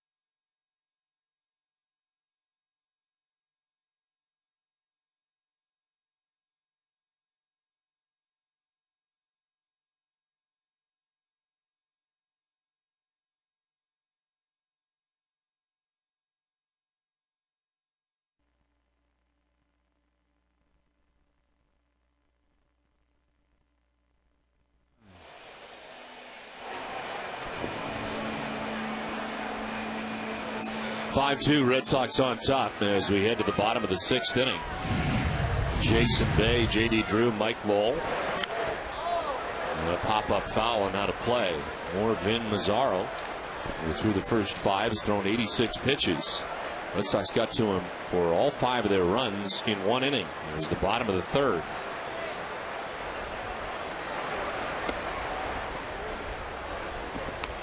Bay, part of that inning, had a hit and an RBI. More than anything, he's had trouble with that breaking ball. One goes across, one doesn't.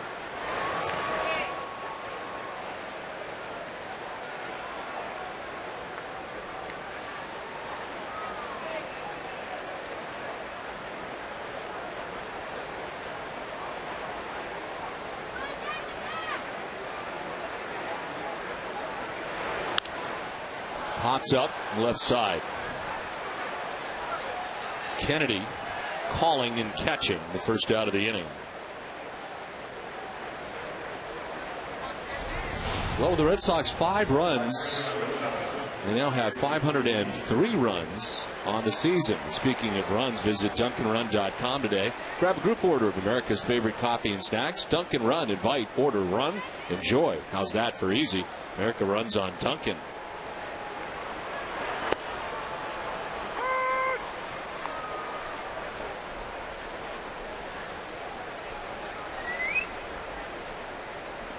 So 1 out. J.D. Drew 1 for 2.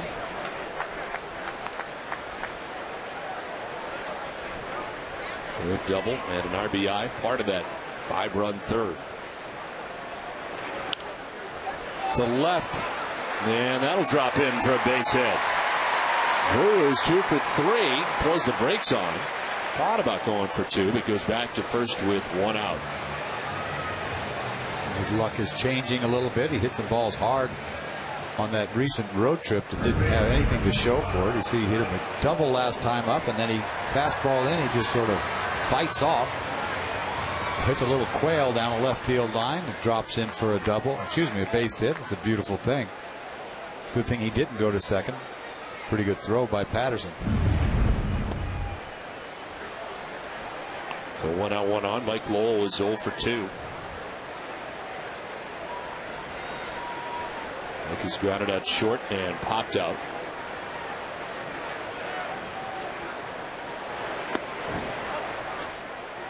This is going to be a great book for you. There you go. I really think this is going to, make you realize that umpires are people too, just like you and I. And you got a bio on this guy? Yeah, well, I was just looking at some of the other ones. Gary Cedarstrom, who's the crew chief, and the third base umpire, has been grounded foul. He is from North Dakota. So what? And his hobbies include ancient history and aerial photography. That's interesting. But I didn't hoot on him. No, but I'm just okay. Taking you around. But some he's of the chief. You got to be careful. He's the chief. You don't mess with the chief. chief. 15 years of major league service time. Right. Seems like a nice man. Exactly. Fouled off. I think you'd call this umpire behind the plate a rookie, right? If he's a replacement. When did they get rid of that rookie status?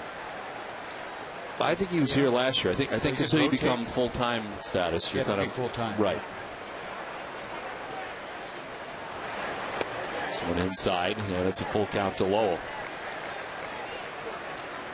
So you just rotate forever until you finally make the cut or something. I don't get it. If somebody retires, right? You got to wait forever. Exactly. You could wait a while, but less now than you used to. That's for sure. You're right. And it goes. This is line to left. Fair ball to the corner. Drew headed for third and beyond. He'll try and score. No throw. He will score. And the Red Sox take a 6-2 lead. Mazzaro's gotten hurt all night. Fastballs down and in. Pedroia, Euclid, and now Lowell gets a fastball down middle. Pretty good piece of hitting. Drops the club head on it. Right down the line, all the way to the wall. Drew scores all the way from first base.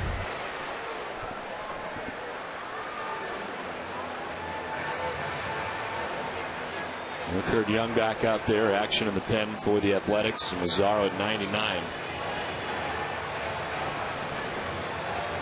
Les Springer, who has been up during the inning, continues to throw.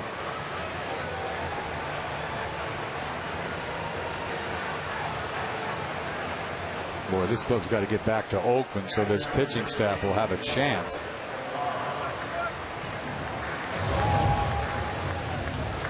Springer still throwing. Ty Waller, who is the bench coach for the Oakland A's after Bob Guerin was ejected from this game earlier. Who's that, Anderson?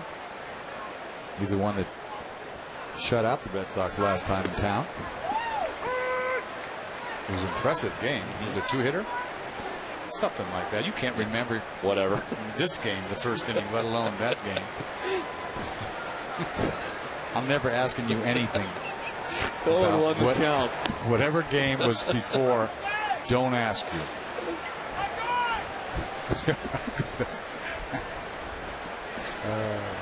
These games all blend in together.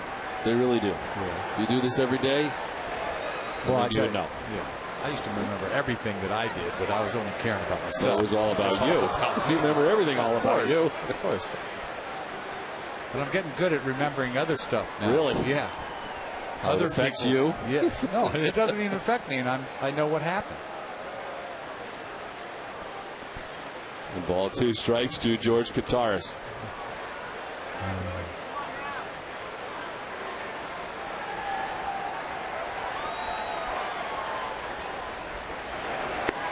Strike 3. And Kataris with the check. Adrian Johnson on the way by. It's third strikeout for Mazzaro. And there's 2 down in the inning. Paints this outside corner on Kataris. Ball might be a little outside. Finally gets a little generous call. Finally. Back on him again. So 2 down. It's a little late.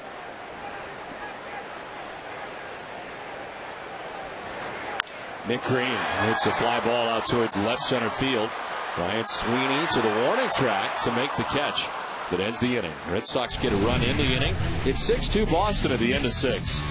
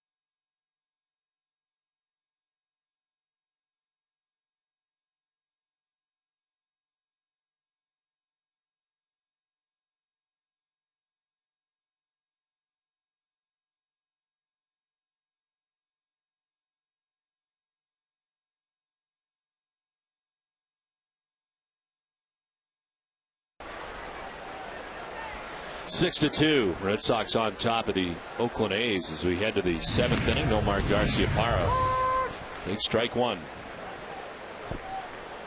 Nomar with a single back in the first inning. Since then he's grounded out twice.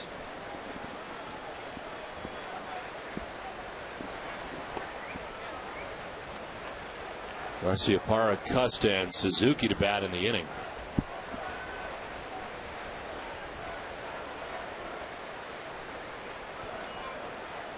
Ramon Ramirez coming in, getting and out on one pitch to end the 6th inning.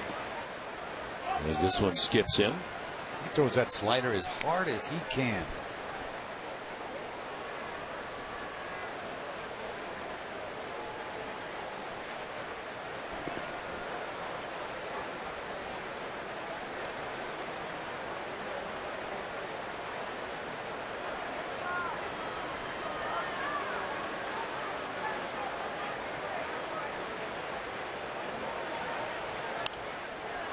Fouled off to the right, and it's 2-2. I kind of wonder where Nomar will be next year. It's not that old. I mean, if you think about it, it's not late 30s. He's probably, what, 33, 34? See if he's got any baseball left in him. He had the desire to play. I'm sure he does. Swing and a miss. Garciaparra strikes out to open up the 7th inning. Let's check back in with Heidi. Well, with the trade deadline rapidly approaching this Friday, much of the talk around Fenway has been about what moves the Red Sox may make. And Terry Francona was asked if he thinks this team can win without making any moves. How many teams are out there that think they can win? Probably a lot. I think we'd like to think we're one of them. There's no guarantees. You can go make trade for 7 guys. That doesn't guarantee anything either. But we try to put ourselves in a position where we can be one of those teams. And actually, we have. In this leading off segment brought to you by Firestone, the Red Sox did make a move today. They traded Mark Kotsay, who had been designated for assignment to the White Sox, for outfielder Brian Anderson, who was then optioned to Pawtucket. Now, Terry Francona said the 27-year-old Anderson is a great athlete. He plays a great defensive outfield. Don? Thanks very much, Heidi. Is this one off the wall in straightaway center field for Jack Cuss? That almost got out of here. Well, he gave that ball a ride. You see this uppercut that he has. He can hit this ball a mile in the air, but full extension. Comes out of the box like he thinks this ball's in the center field bleachers and almost gets there. Ellsbury runs out of room.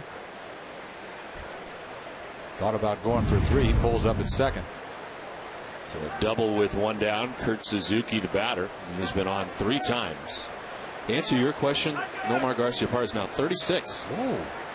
So his 36th birthday a couple days ago.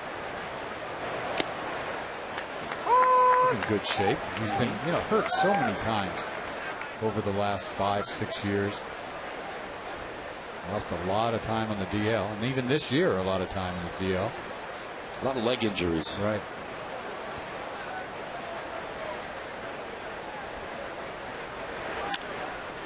Little pop up right side. Youkilis in a step makes the catch for out number 2. It's time for a game break in Tom Caron, TC.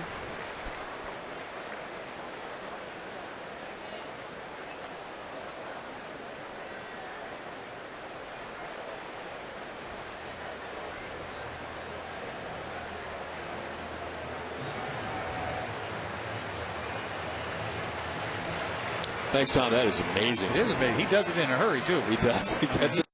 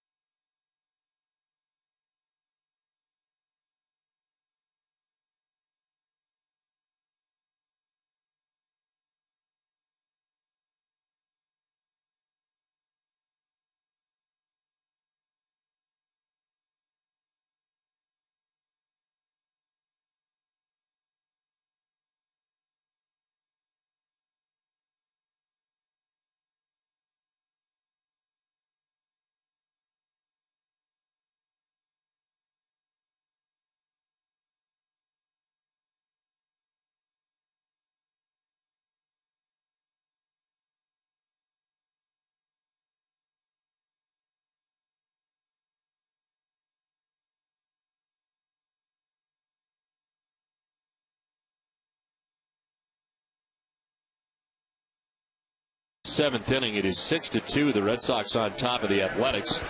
New pitcher for the Red Sox, and the third of the night is Hideki Okajima. His 45th appearance of the year, 3-0. A 207 opponent batting average against Okajima, almost a strikeout an inning, 38 Ks in 41 innings. And on here to face Ryan Sweeney with 2 outs and Jack Cust at second base.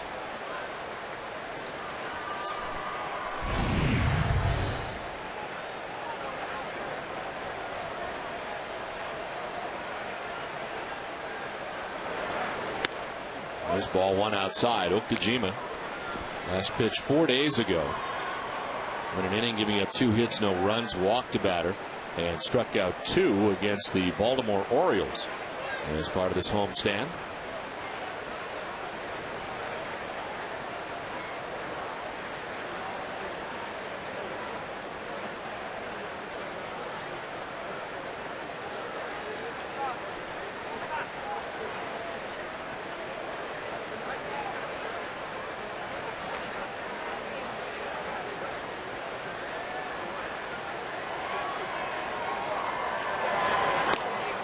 Inside ball 2-0 to Ryan Sweeney. We talked about how good the bullpen has been since the break. Kind of a very short, tough stretch going into the break, but since then they have been outstanding, not allowing a run in 9 games since the All-Star break span of 24 innings coming into tonight. 23 strikeouts and just 8 walks for the pen. They had that bad game against the Kansas City Royals, and they haven't given up anything since. And that was a long time ago. Well, this current scoreless streak by the Red Sox pen, the longest since they went 32 into third innings back in 2004. The overall pen leads the majors with a 3.13 earned run average. And the numbers for Daniel Bard have been off the charts. He's not allowed an earned run in his last 9 outings. Span of 11 1/3 innings, in which he's permitted just 3 base runners, 3 hits, fanned 2 or more batters 7 times, and 20 have been strikeouts. 59% strikeouts. 20 punch outs in 11 innings.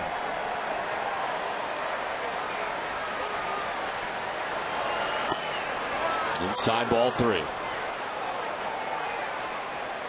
I'd love to count all the 3-2 counts that he gets to. Doesn't matter if he starts off 2-0, 0-2, he will get to 3-2.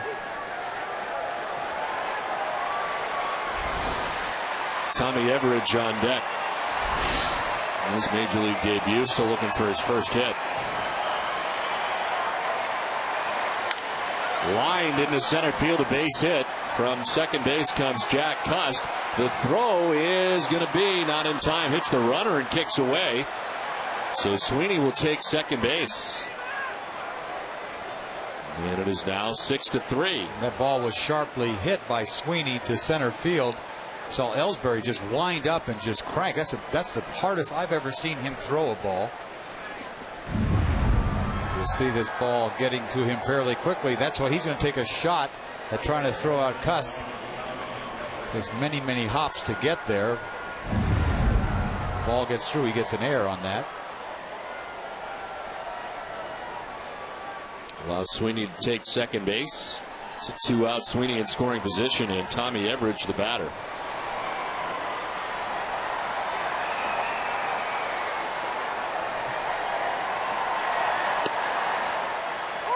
Takes strike 1 from Okajima. That is just the second error that has been charged to Jacoby Ellsbury in his career. First one being a ball that he just dropped. Just clanked it earlier in the year. You wouldn't remember that. Crickets. Crickets. That's way back in time. Is it here? Yes. At home? Uh-huh. Was I here? Yes. It was just a routine. He just dropped it.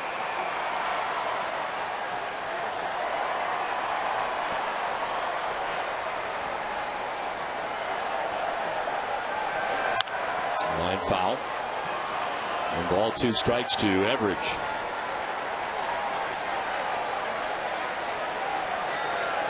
You got to think that Ellsbury would win a Golden Glove one of these days.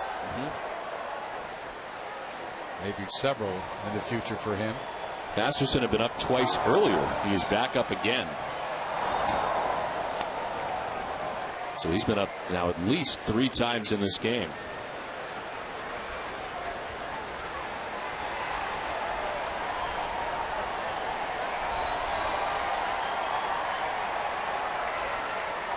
And ball 2 strikes to Tommy Everidge. A runner at second, a run in for the A's here in the 7th.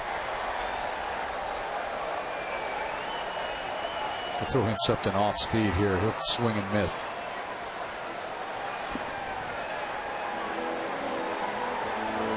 They're going to talk it over with a count of 1-2. Dunkin' Donuts is in its 10th year of hosting local youth groups and charitable organizations in the Dunkin' Dugout, a special seating section at Fenway Park. Thousands of children have had the chance to catch a Red Sox home game thanks to Dunkin' Donuts.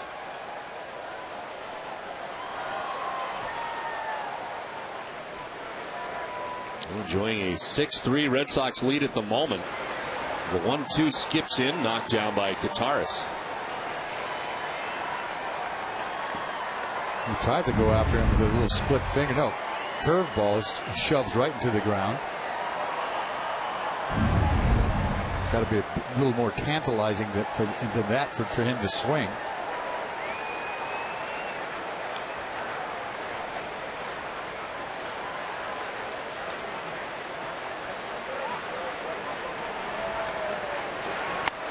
Inside almost hit him, and it's a full count.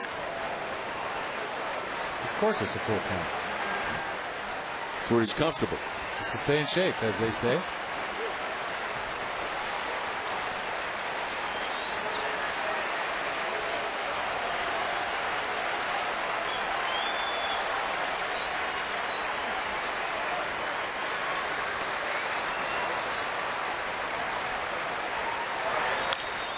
To right field, playable for J.D. Drew. Makes the catch that ends the inning. The A's get a run at 6-3 Red Sox. Time for Sports Desk Update with Cole Wright.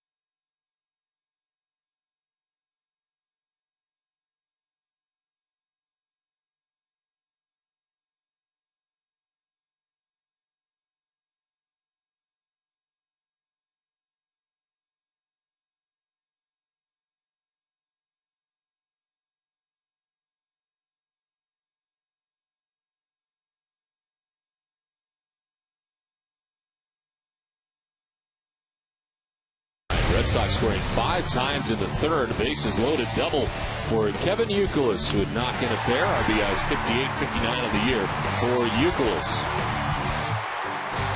AT&T, the nation's fastest 3G network. AT&T, your world delivered. Bottom of the 7th inning. And Russ Springer is the new pitcher for the Oakland A's. After 6 innings from Vin Mazzaro, Springer makes an appearance in his 43rd game of the year. 4.54 ERA. Opponent's hitting at 300 against Russ Springer.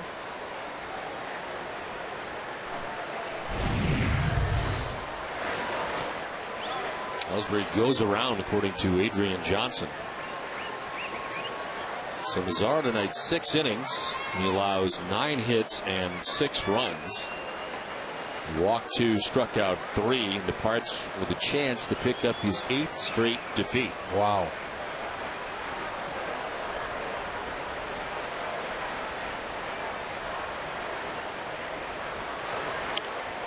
Ellsbury pops it up foul. That'll get into the seats. Jacoby tonight with 2 hits. So you don't remember Ellsbury dropping that ball for his first dare, huh? No, I don't. You know, when you get home at night, does anybody ask you about what happened at the game? I mean, what happens? Do you just, when is the game gone? As soon as you drop your mic? No, it's just some things don't stick with me for some reason. I don't know why it is. I don't know. It's just gone. It's gone. So you're saying it was a home game? Yes. Was it a day game or a night game? It was a night game. A night game. Yes. And then the ball in the gap. The ball was in the gap. It's not like he was camped. He moved. He had to go a little bit to get it, but he put his glove up, and it was routine. Yeah. No, I don't remember. So if somebody asks you who's hot and who's not, you don't know? No, that stuff I know. Yeah. Okay. Yeah. You just don't remember the specific. Sometimes I lose specific events. Okay. For whatever reason, but so much stuff happens. It just blends together. Yeah. Yeah, I get it. I mean, year to year. Right. You've done a zillion games, right? Yeah. It was June 18th. Oh, tell me so. Right. The man. So that was more than a month ago. No wonder it's gone. Right. It was more than a month ago. I don't expect you to remember that.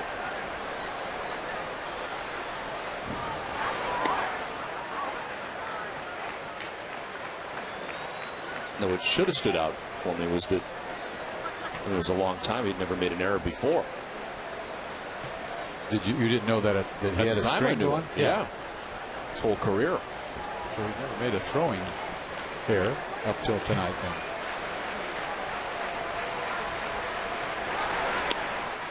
How strong are you that you remember it, though? You remember it happened that way? You're pretty sure it happened the way you thought it did? Let's see. I told you he had to go a ways for it. Were you going to see it? No. You don't have it. Oh, I thought I was going to say, see, I told you. They're showing you. Oh, good. Even better. Yeah. Who wants to see a clip when they can see you? It's just so flattering, that camera. It's just, you know, I know, it makes you look so good. Big fan. 2-2 is grounded down the first baseline. It's gathered by Everidge, who's taken himself for the first out here in the bottom of the 7th. So Ellsbury retired, 1 down. I want to invite you to stay with us immediately following the game tonight for WB Mason's Extra Innings with TC, Nick Cafardo, and Heidi. You get a recap and reaction from Jim Rice on his big night, plus the breakdown of Clay Buchholz's start tonight.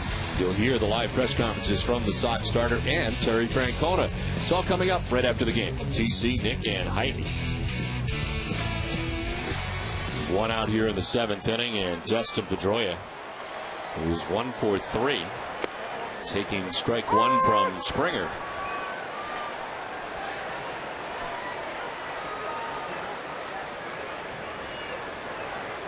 Springer been around a long time, 40 years old. Broke in with the Yankees many moons ago.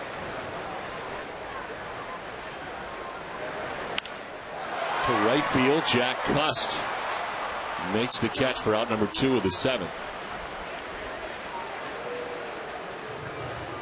He's got 2 outs, and Kevin Youkilis coming up.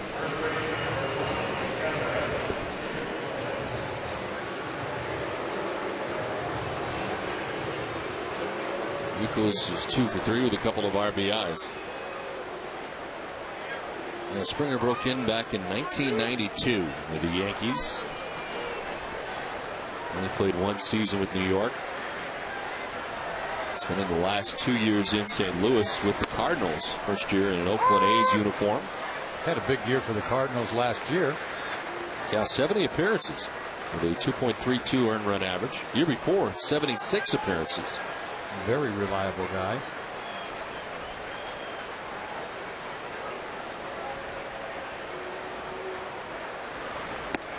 I remember Springer stands out when he several years ago. You probably wouldn't remember. I'm going to tell you.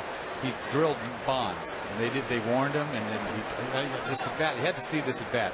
He threw 5 balls at Bonds, and he couldn't hit him, and he finally hit him, and it was amazing because he didn't back down, and obviously he was trying to hit Bonds on purpose, and it showed me something. He just went after Bonds. This is into left for Youkilis, his 3rd hit. Let's check in with Todd Karen.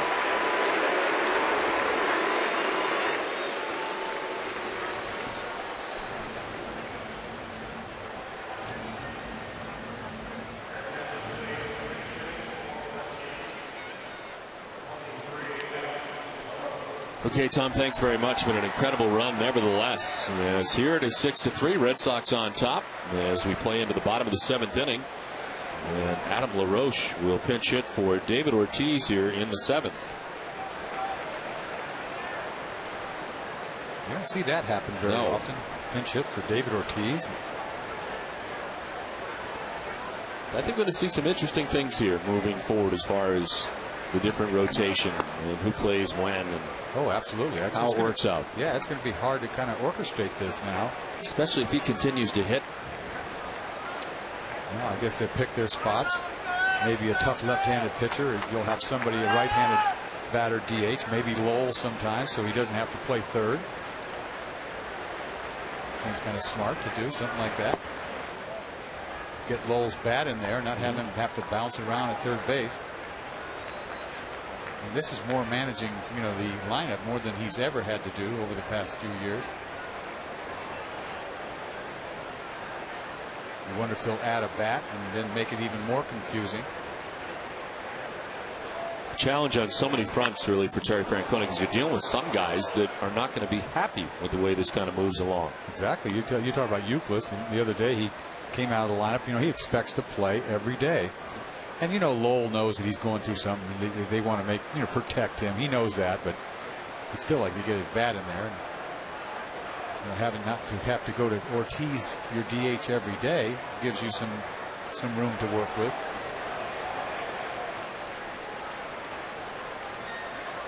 1 ball, 2 strikes, 2 down. Adam LaRoche pinch hitting.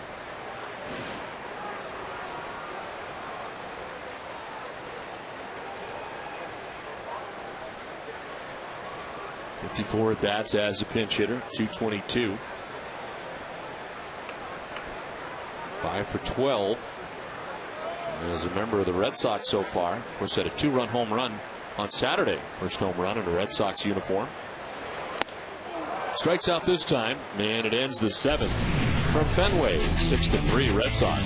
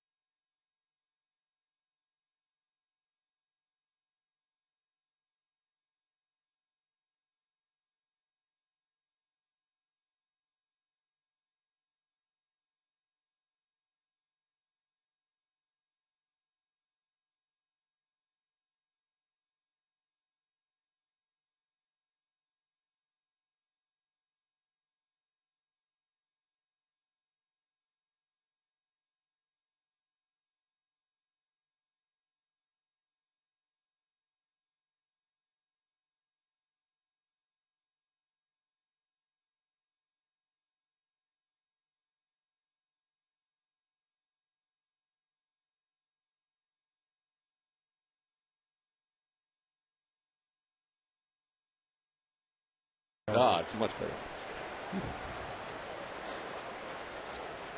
6-3. Red Sox on top of the A's. It's on to the 8th inning back at Fenway Park.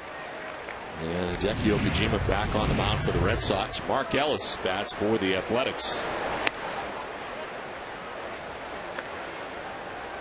Ellis 1 for 3 with an RBI and an RBI single in the 2nd inning.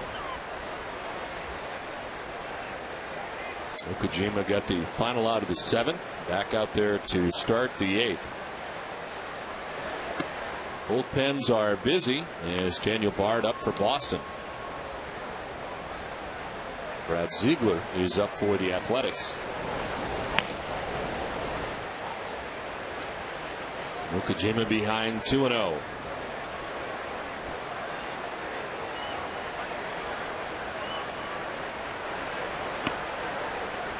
Strike one, 2-1.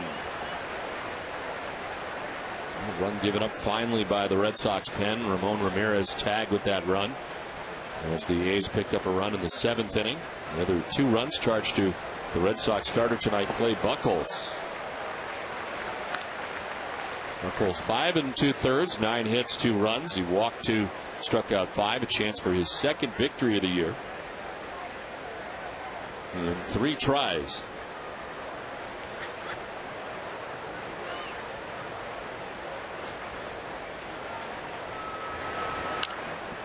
Ellis pops it up foul and out of play.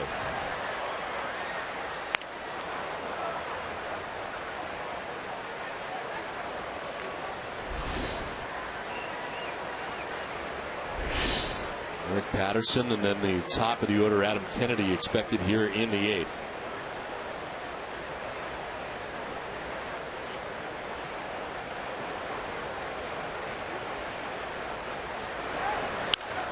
This is hit well to left and high off the wall. Karen played out there by Bay. Ellis to second base with a double to lead it off in the 8th. Ellis gets a fastball that he can work with. Okajima got behind in the count. Worked it to 2-2. Throws him a fastball away. Doesn't have much on it. He goes out there and hooks it and smokes this ball about 3/4 away off the wall. Double.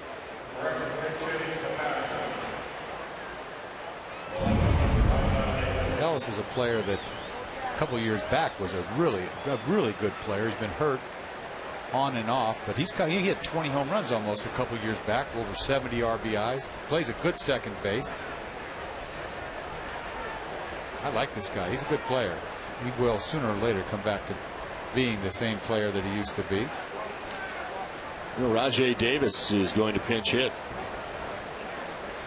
Davis pinch hitting for Patterson, who had been 0 for 3. We generally bring in Rajay Davis for speed purposes late in games. And he pinch hits here in the 8th.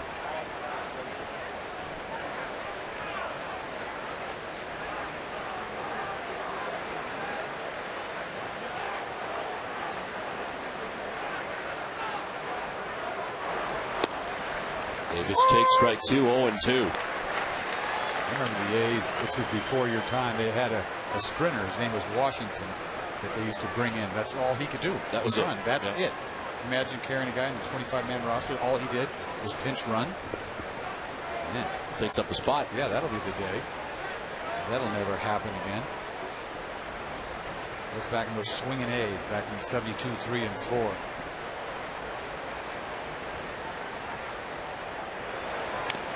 Two tap foul, still 0-2.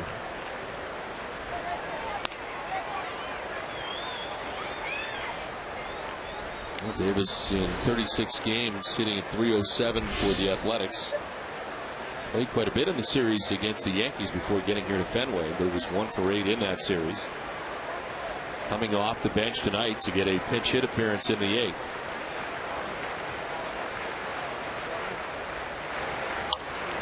Fouled off below us.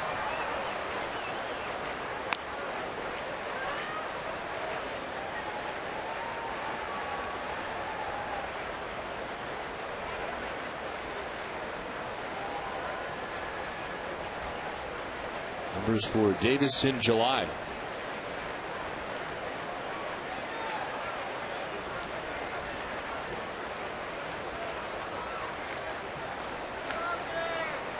can't seem to get in sync right now. Hello.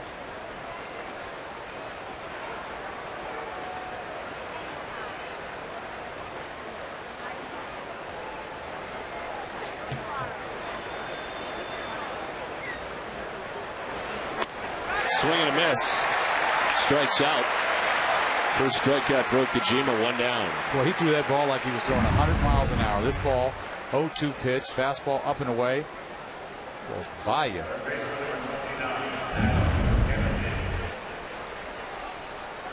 So 1 down back up top for Adam Kennedy. He's had a good night tonight. 3 hits, 2 singles, a double. And he has driven in a run.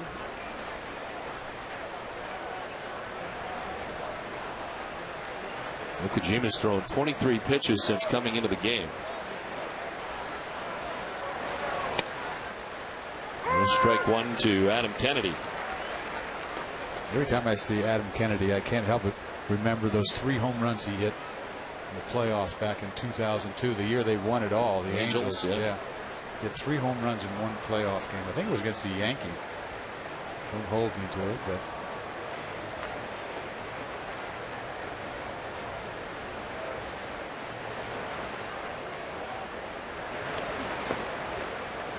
In the dirt, a ball and a strike.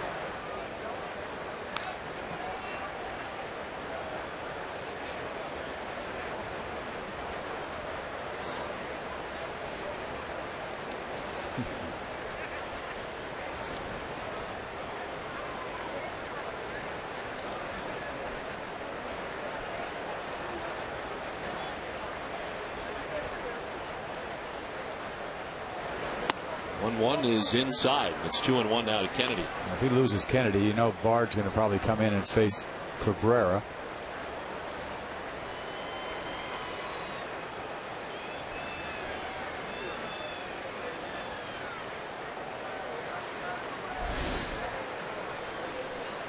Let's see, 4 for 4, 3 home runs in Game 5 of the American League Championship Series. Yankees? Yes. So I'm fouled off. What a memory. You are all over. I can't remember anything, and you remember stuff from 2002. You sort of pay attention.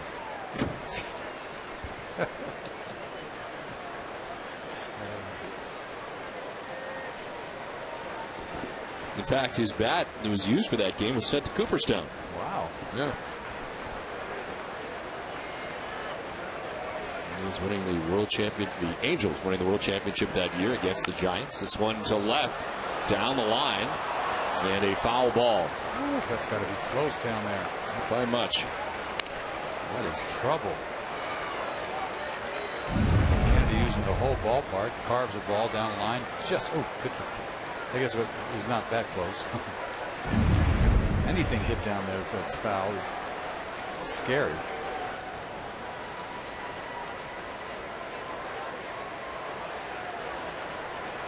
Mark Ellis leading this inning off with a double. Rajay Davis pinch hitting, striking out. 1 out, 1 on. Adam Kennedy with a count of 2-2.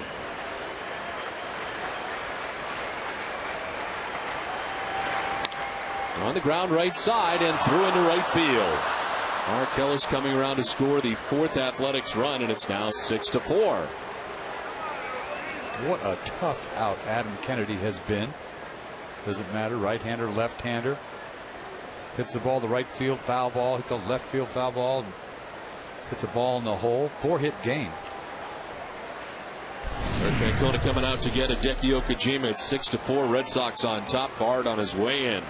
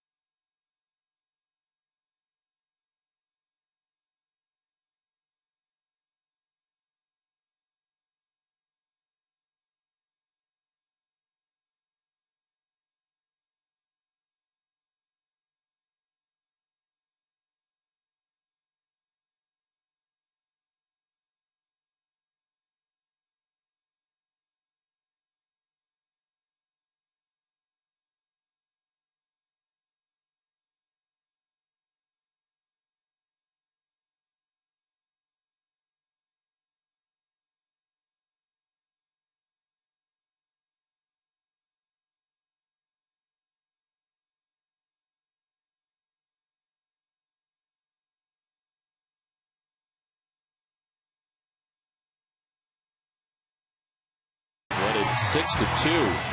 But Ryan Sweeney with a single to center field. It would score Jack Husk. And it was 6-3. Oakland has added another run now to make it 6-4.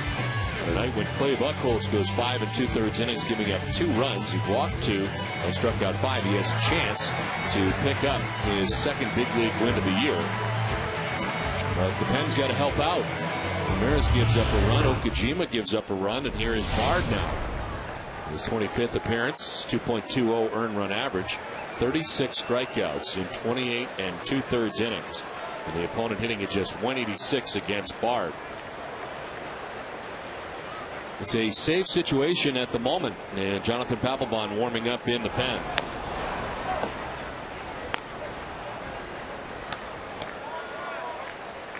Papelbon hasn't pitched since Friday night, so you can use him more than 1 inning, that's for sure.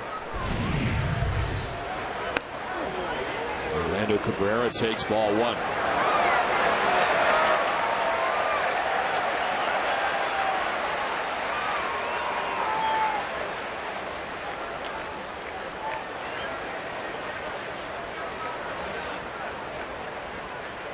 First is Adam Kennedy, and Bard checks on him. Double-barreled action for the Oakland A's. Brad Ziegler been up earlier. He is back up again. Michael Wirtz has joined him. A's using Springer in the 7th inning after 6 innings from Vin Mazzaro. There's a strike, and it's 1-1. There's that good breaking ball. He gets that breaking ball over, they're in trouble. Not that fighter, it's just something, just get me over, down and away.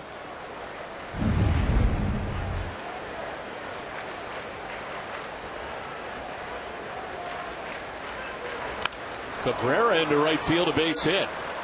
Up to second goes Kennedy. The tying runs on base now for the Athletics with 1 out in the 8th. Well, that's Cabrera. He's a tough out fastball. That's all he's trying to do is hit the ball the other way. Looking for fastball. How could you not off Bard? Ball's up middle. Really good pitch that he can hit the other way. It's a 2 on 1 out, and Nomar Garciaparra, the batter. Nomar with a single back in the 1st inning. Since then, he's grounded out twice and struck out.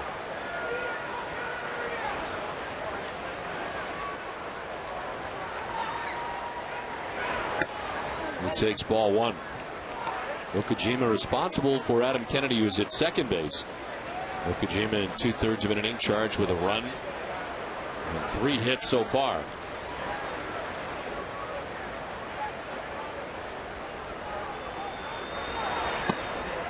Fooled, and it's 1-1. You see him going to his breaking ball off Nomar. Fastball hitter. That's a good breaking ball. Down out of the zone. Back-to-back breaking balls.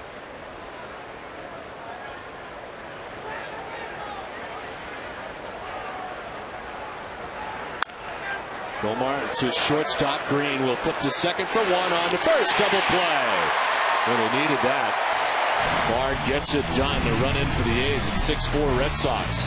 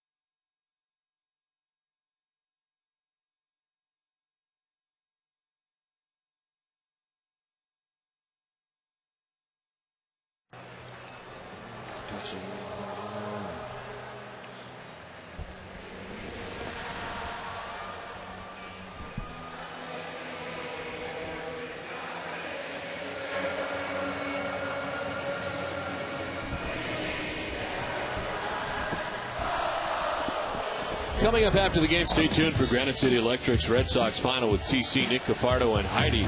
Jim at 94.5's Ramiro will ask fans which current Red Sox players could be future Hall of Famers. Plus highlights from St. Pete as Scott Kazmir and CC Sabathia face off in the Battle of Lefties. We'll also get a preview of Brad Penny's start tomorrow in Game 3 of the series. It's all coming up after the game on NESN. Rajai Davis stays in the game in center field after he pinch hit for Eric Patterson. Ryan Sweeney moves from center to left. And a new pitcher now for the A's, Brad Ziegler, into the game. The submarine man.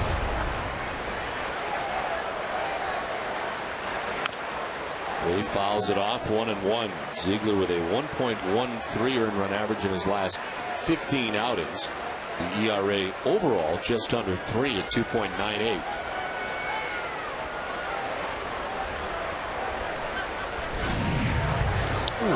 They gets hit.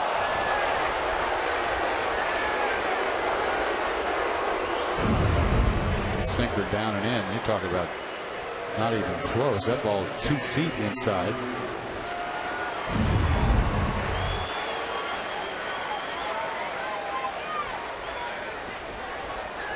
So lead runner on for the Red Sox here in the bottom of the 8th, trying to add on to their 2-run advantage. J.D. Drew, the batter.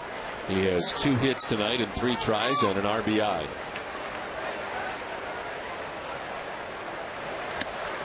And he jumps back out of the way. Ziegler a little bit all over the place here to the first 2 batters.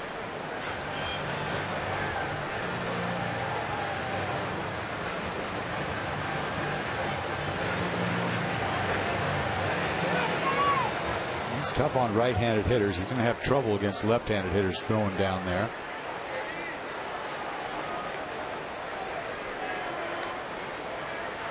And 4 outings against the Red Sox this year, over 5 1/3. He's not given up a run. Giving up only 2 hits in 5 1/3 against the Red Sox.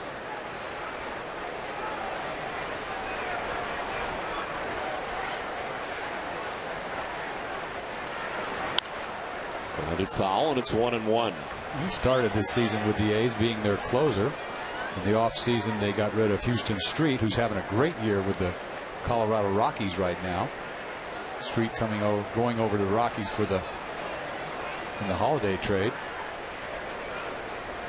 And Ziegler 6 out of 7 in save opportunities. One save opportunity though in the last 27 appearances. Down the left field line to the corner for Drew. Jason Bay headed for third and will try to score. Throw from short left is going to be in time. They got him. Drew takes third on the throw to the plate.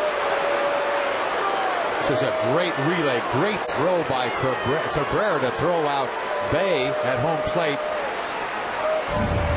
This is classic. Off the wall. Hit the cutoff man. Watch this throw. Pick, throw, paint, out. That's a nice play by Cabrera. Look at that throw. Nice play by Suzuki to finish it off. A 3-hit game for J.D. Drew. First time that's happened in July. The feeling J.D. is going to get hot. Lowell to right. Falling fast. Cuss coming in. He'll make the catch. Tagging and trying to score is Drew to throw up the line, and the Red Sox get another run.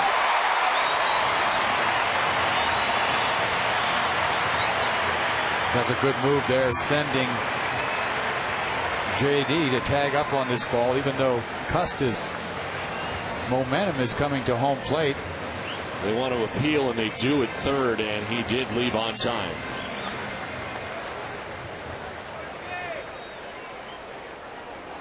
So Mike Lowell picks up the RBI. Red Sox grab an insurance run at 7-4. 2 outs, base is empty. And George Kataris, the batter.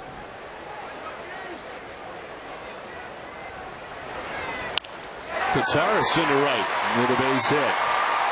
Cust heading over to plate. Kotaras heading to second base. He'll get there easily with a stand-up 2-out double.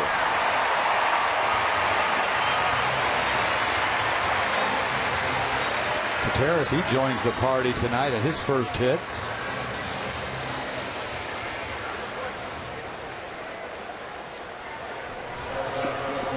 But watching JD though hit tonight, I just have a feeling, he couldn't buy a hit in the road trip after the All-Star break, and he's come home. I just have a feeling, he got hot last year in June. Maybe his month is going to be the one coming up.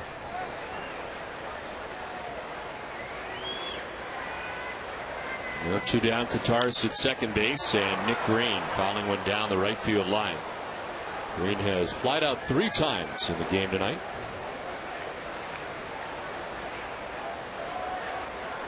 A big run for the Red Sox here in the bottom of the 8th. On top 7-4. In the 9th, Oakland will send Garcia, Parra, Cust, and Suzuki to bat. 3, 4, and 5 in their order. As Papelbon gets ready in the pen.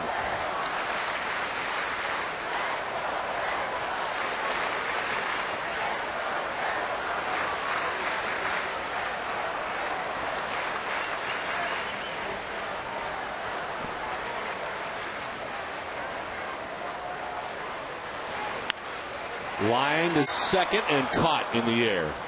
Ends things here in the 8th, but another run for the Red Sox to lead it 7-4.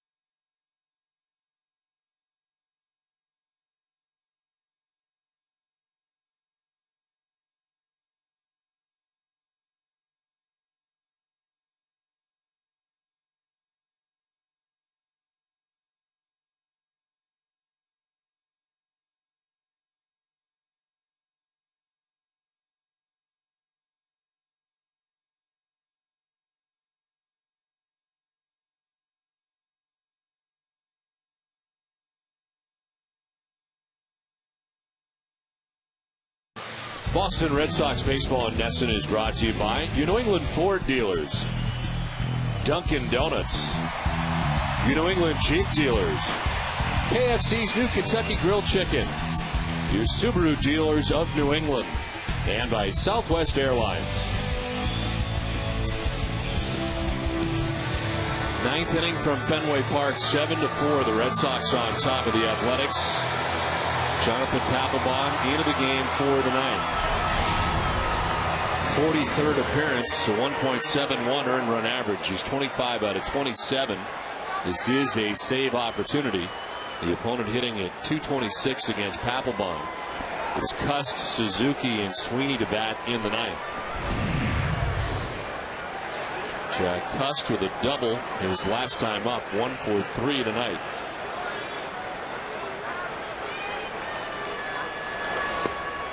As he takes strike 1.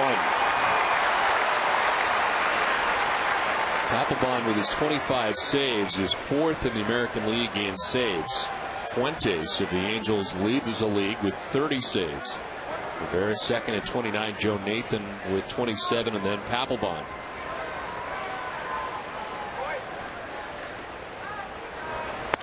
Cuss tried to hold up and did, according to Gary Cederstrom. I don't know. That was close. See, high fastball. I think he went.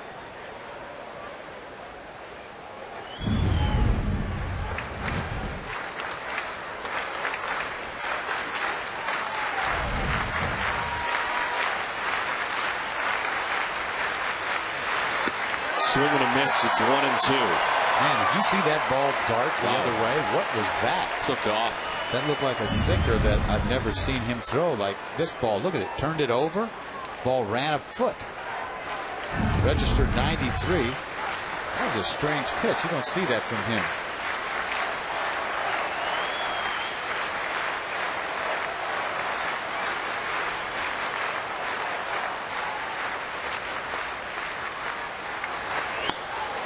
Inside, 2-2. 99. Come on. I mean, I know he throws hard.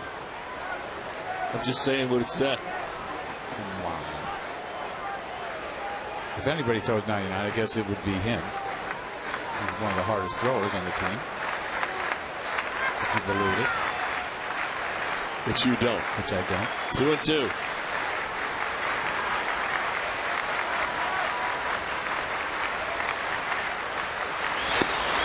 Outside, ball 3, full count. You get a nice umpire sometimes. They'll ring him on that. Sometimes.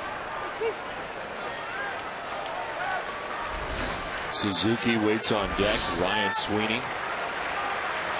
9th inning for the A's.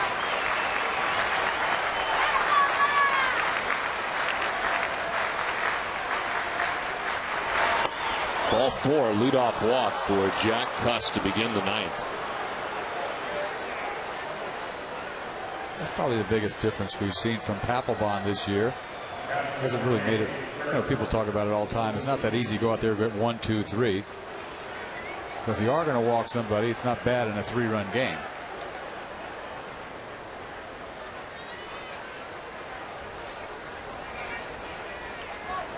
That is the 20th walk given up by Papelbon on the season.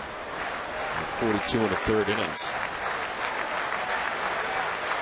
Kurt Suzuki, the batter, 1 for 4 tonight. Runner takes off for second. There's strike 1. As Cuss takes second base. Defensive indifference, trying to stay out of that double play scenario.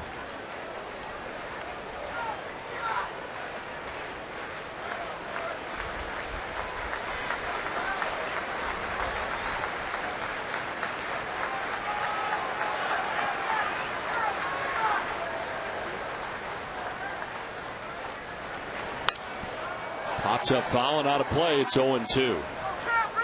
Not a very good breaking ball. Suzuki had a pitch to hit. This is not where he wants to throw this slider. He's trying to throw it down and away. Sort of spins out in the middle of the plate. That ball goes a long ways when they make good contact.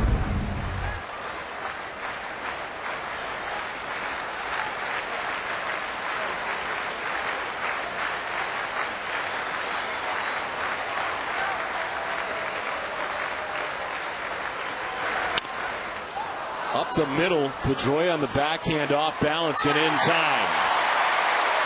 Cuss takes third, but there's one out in the 9th. Pedroia looked like a pretzel by the time he picked this ball up. Ball chopper over the middle, over Papelbon's head. You see him charge it, pick it to his side. Momentum carrying him the other way. Still gets enough on it for an out. Nicely done, he said. So 1 out Cuss at third base, and Ryan Sweeney, the batter. He is 2 for 4 with an RBI tonight. He had a double back in the second inning. Little pop up into shallow left. Out goes Nick Green to make the running catch. Nick Green had to go full bore to get there. Got the good break and gets it done for the second out of the ninth. Yeah, Nick Green gets a good jump on this ball. We've seen a couple of flares over there in this series. His fastball gets in Sweeney's kitchen. He just dunks it out there. Green gets a good jump, catches it easy, makes that play easy. Jack Cuss still at third base, 2 down in the ninth. And here is Tommy Everidge in his major league debut. 0 for 4 tonight, and now has to deal with Jonathan Papelbon in the ninth.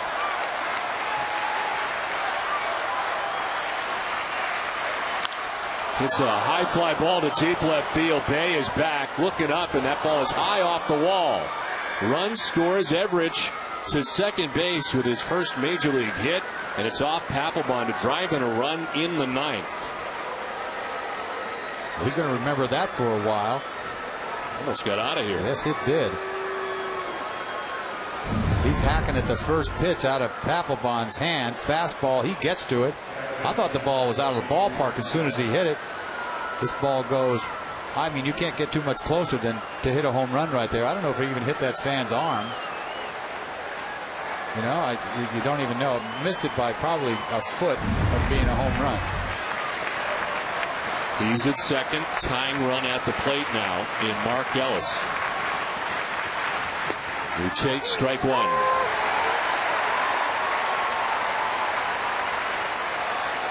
Two for 8 is Ellis against Papelbon in his career.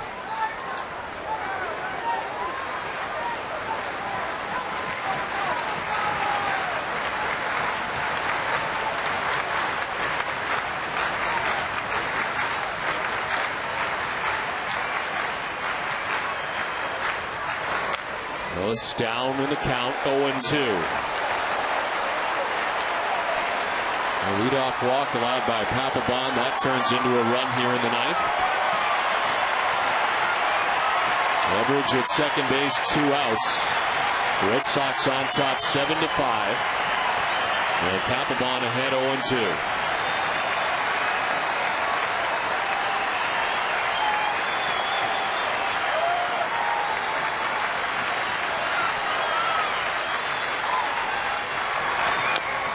Little number back to Papelbon. Can't get it. It's under his glove. Green throws wildly into the Red Sox dugout. 1 run in, and another runner will be allowed to get into scoring position because of the throw. Hold your hats. This one is not over yet. That's kind of getting a little greedy there, trying to, attempt to throw to first base. I think you'd think he'd try to read this ball. He's playing deep shortstop. He's got a long ways to go. It gets by Papelbon. He tries to barehand it. He's going to be safe easy. He throws the ball away. Didn't hit the screen in the dugout. You see Papelbon sprawling all over the place to get to this ball. Looked like an easy out. Goes a long ways to make the play, but throws it in the dugout, which is hard to do with the screen over there. Tying run at second base.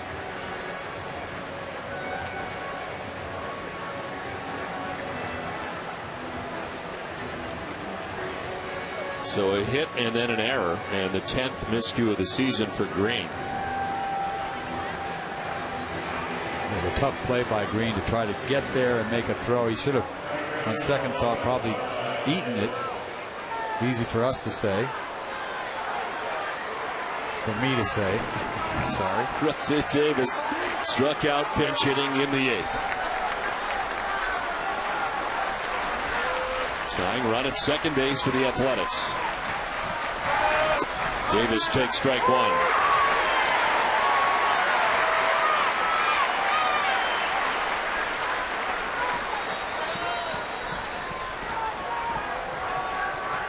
Two runs allowed here by Papelbon in the 9th.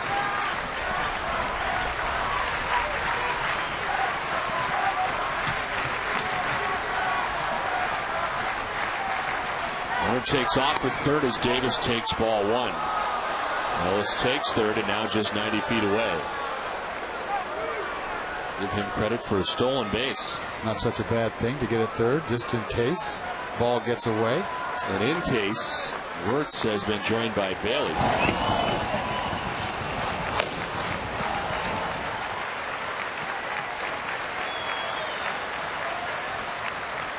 1-1 to Davis.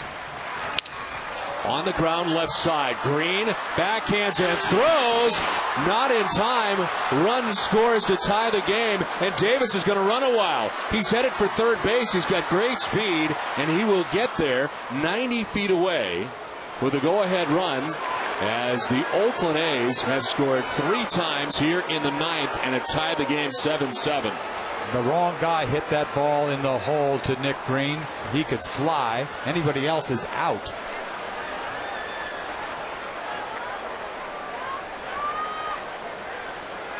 The ball was not hit hard at all. This game, baseball, I tell you, anything can happen. You put the ball in play and you have good speed.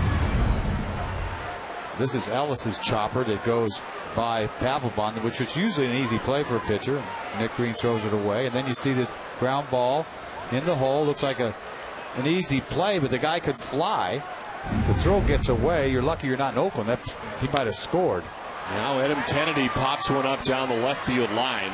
Should get into the seats and will. So 2 errors in the inning committed by Nick Green. You'd think he had something on that throw that it would be an out, but the wrong guy was running. That guy could fly. And Davis gets to third base on the play, 90 feet away now with 2 outs. First blown save for Papelbon in the last 7 tries in the month of July.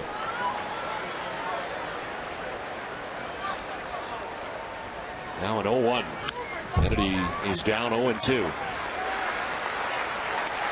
I can't remember the last time Papelbon ever blew a 3-run save. It doesn't happen very often. A couple weak hits.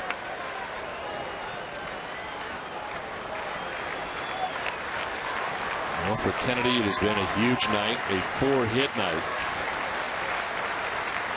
And a chance here to put his Athletics on top in the 9th.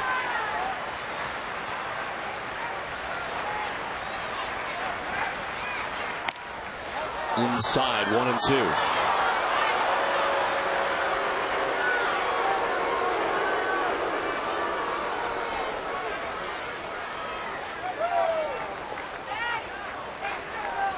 Red Sox in the bottom of the 9th, expecting the top of the order: Ellsbury, Pedroia, Youkilis.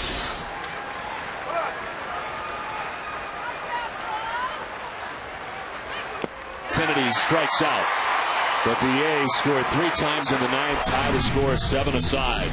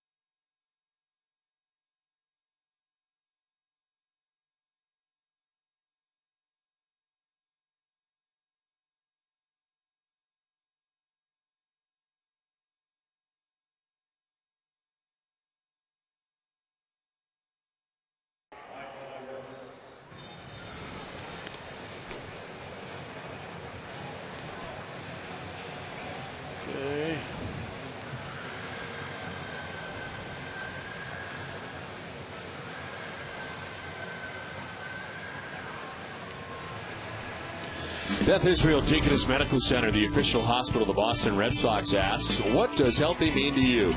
Is it getting your annual checkup, cheering on your favorite team? Healthy is blank. Fill in your blank at bidmc.org. Well, new ball game now as the A's scored 3 times in the top of the ninth. Tie the score is 7-7. The blown save for Jonathan Papelbon as Jacoby Ellsbury leads it off for the Red Sox here in the bottom of the ninth and takes strike 1. Michael Wirtz is the new pitcher for the Athletics. 46th appearance, 3.23 ERA. See those strikeouts, 62 punch-outs, 47 innings. He does it with a nasty slider. Almost looks like a spitball when he throws it. Just disappears. He's had a good year for the A's.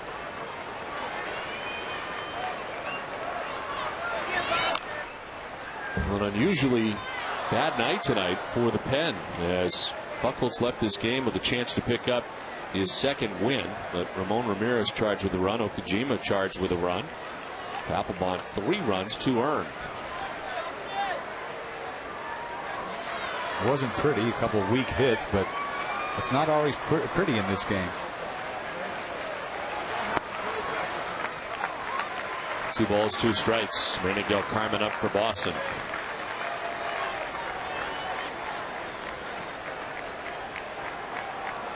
The right guy hit that ball. Davis, who can fly.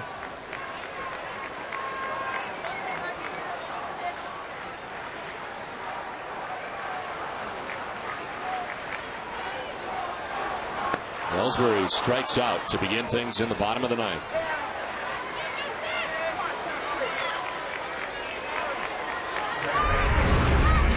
Back 9th inning, 0-2 pitch to Ellis.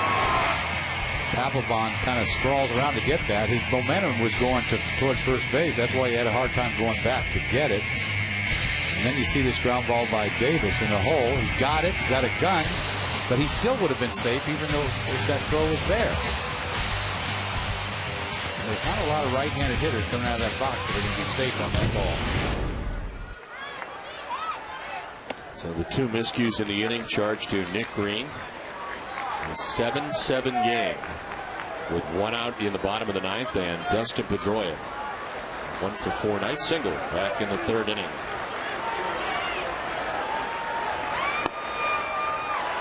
You saw that nasty slider he threw Ellsbury to punch him out. You can see how come he has so many strikeouts this year. Funny, the Cubs just sort of let him go. He's with the Cubs his whole career.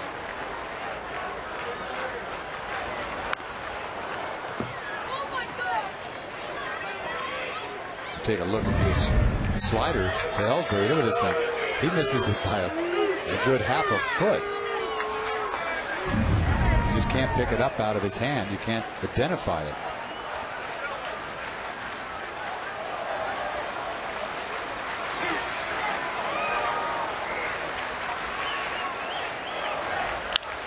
On the ground foul outside of third.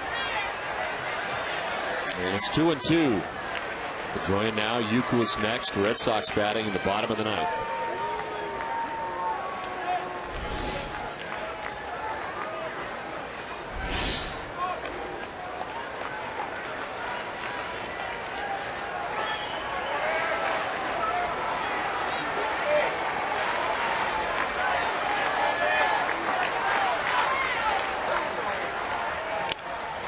Wade fouls it off again.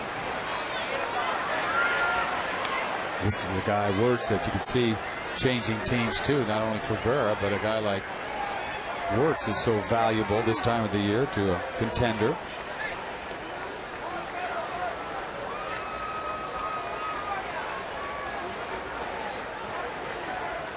There's not a lot of run in 19 of his 20 outings at home this year for Oakland, who's enjoyed pitching there as so many pitchers do. Had a bad outing his last time out against the Yankees. I think he gave up I know he gave up 1 home run. He might have given up 2. Yeah. 2 home runs, 3 runs, 4 hits. Posada got him, I think, one of the guys. In the dirt outside, full count.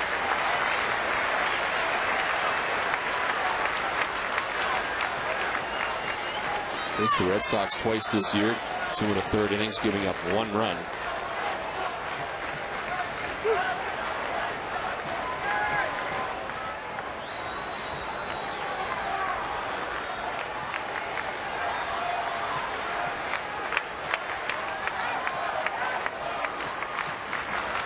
Pedroia lines it to third. It's reeled in by Kennedy. To the backhand for out number 2 of the ninth. Pedroia hits a bullet here. This is a hard 3-2 slider down and away.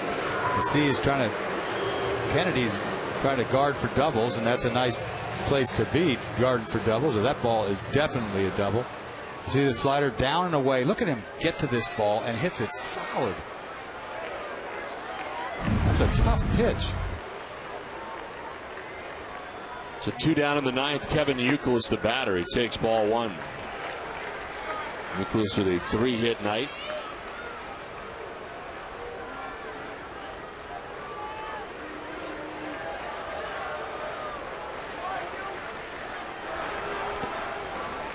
And ahead 2-0.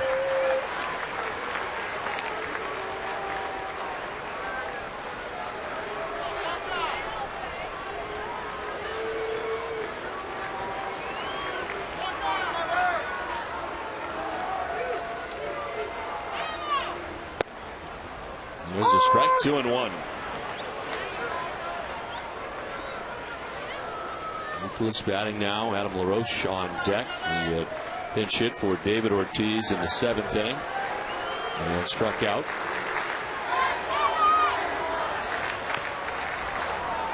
Two and 2 to Youkilis.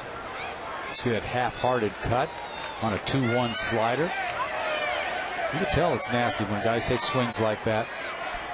He thinks it's a fastball, and he says, no, it's not. And he just sort of, it's a half of a swing.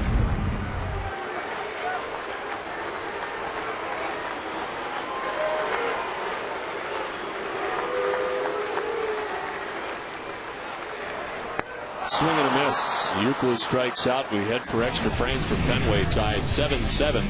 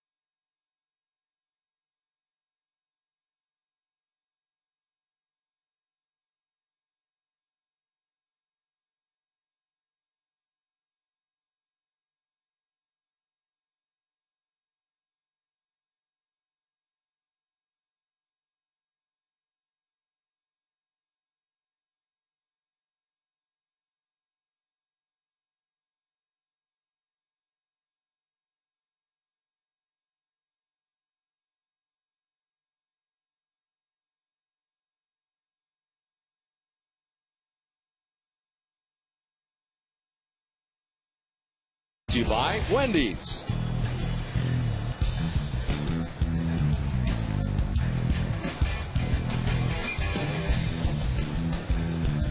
So it's the 10th inning back at Fenway Park as the A's scored 3 times in the top of the 9th inning. They tied this game 7-7. The Red Sox will employ their 6th pitcher of the night, Manny Del Carmen. 41st appearance, a 2.15 earned run average. Hitting at .250 against Del Carmen. Manny worked in the first game of the series here last night, going an inning.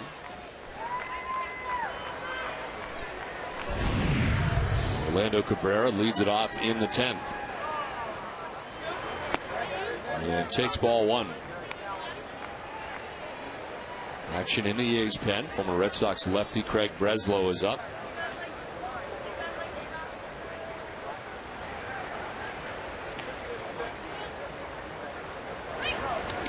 Inside and almost hit Cabrera. Boy, we've had some misfires the last couple innings. Ziegler hit Jason Bay with an errant throw, and look at this one. He's going down and away, and this, I mean, he missed his target by 2-3 feet.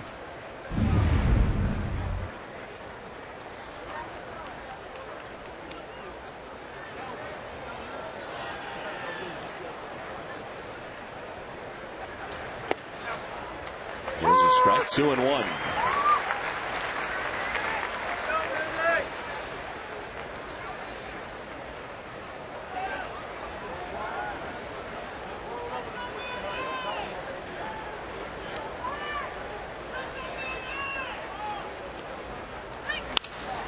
To center field, in comes Ellsbury, and Jacoby makes the catch for the first out in the 10th.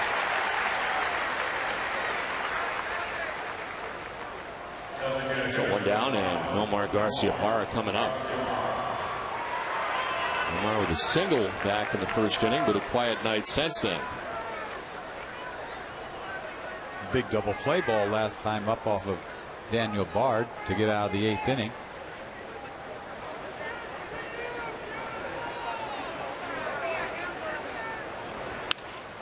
High drive to left. Back goes Jason Bay at the wall. Won't catch it. Off the wall as Garciaparra heads for second base. He's got a 1-out double here in the 10th. When he first hit this ball, Nomar, I thought this ball was going to go into the seats, but he didn't really get it. This ball's at the end of the bat. See a curveball that he hangs. And I thought when it first left the bat, this ball's gone, but it didn't really go anywhere. Just went far enough to get Jason Bay back to the wall. Barely hits the wall.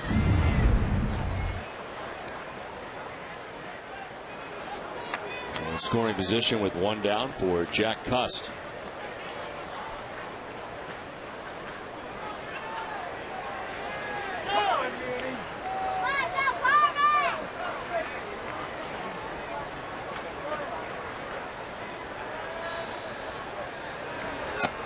Inside, ball one.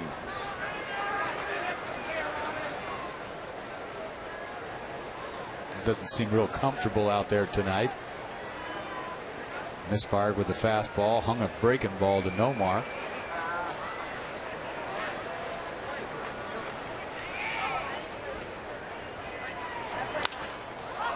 Fly ball down the left field line that'll make its way foul.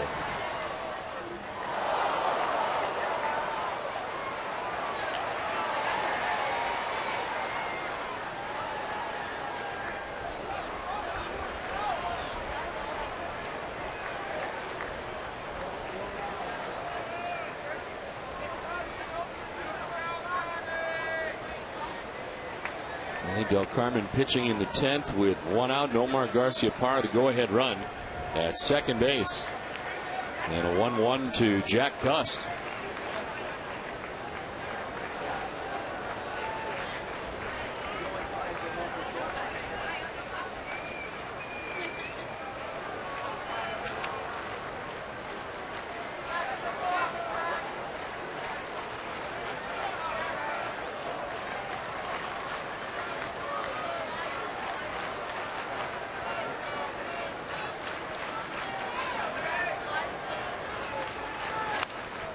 Fouled off, 1-2.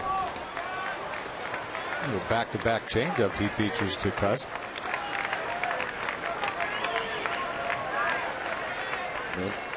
Del Carmen has allowed runs in just one of his last 14 games.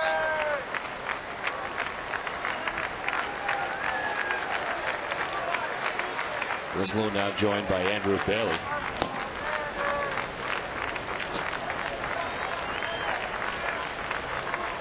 One and two the count to Jack Cust.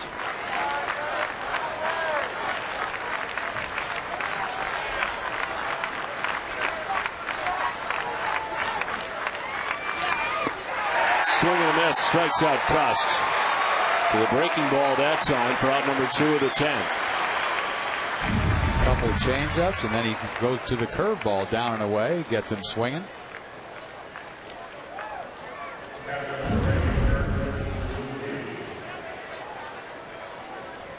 So 2 down for Kurt Suzuki.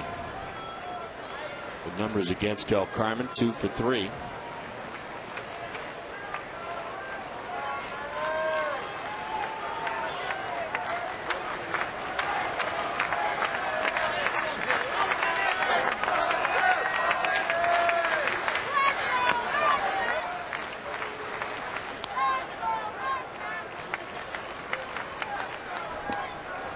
Suzuki with a hit back in the 3rd inning.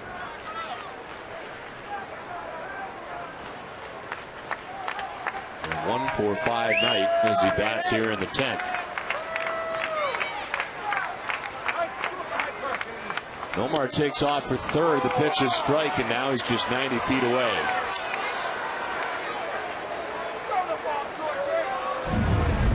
Once again, not a bad idea. If you could take it, take it. No attempt to throw him out.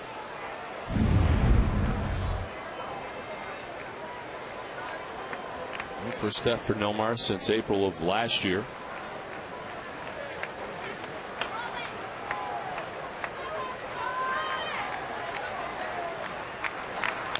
Suzuki taps it foul. 1-2.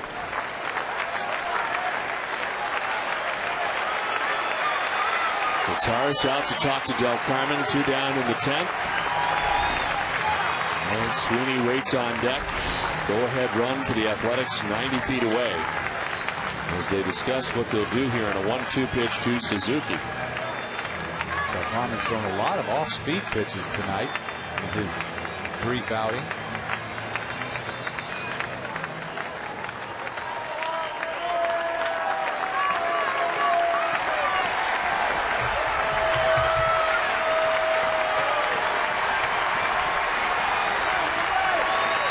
Suzuki to left field. Bay coming in. He dives and makes the catch.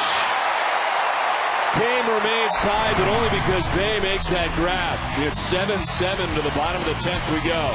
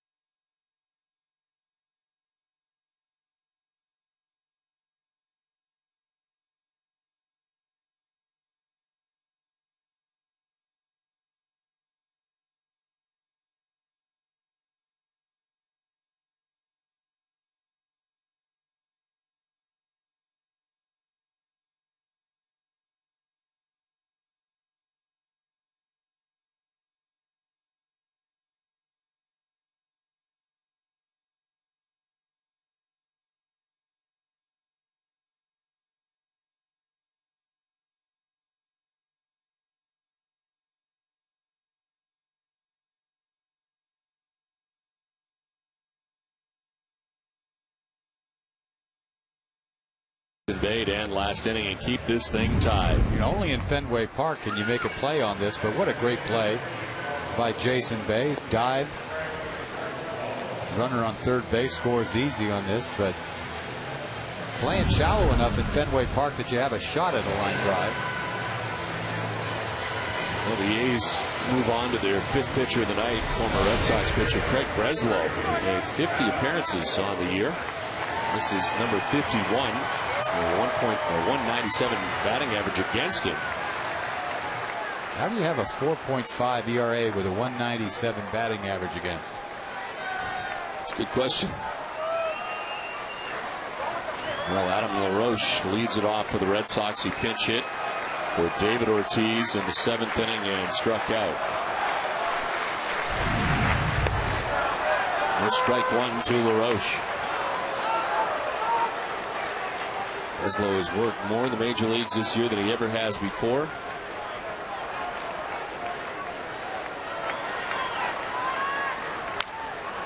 Roche down 0-2. 3 outings against the Red Sox this year. He's not given up a run. 2 1/3, giving up 3 hits. Named off waivers by the A's from the Minnesota Twins on May 20th.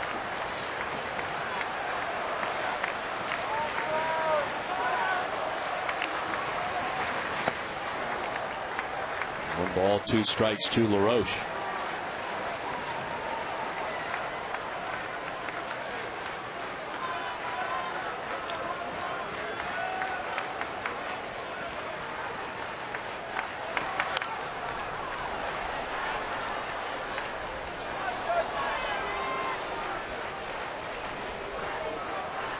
Red Sox had a 6-2 lead at one point in this game, a 7-4 lead heading into the 9th inning. Papelbon with the blown save.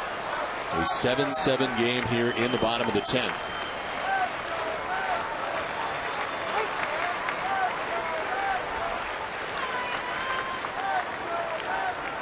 Santiago Casilla, who we saw last night, warms in the pen for the A's. A 1-2 pitch to LaRoche. 2-2.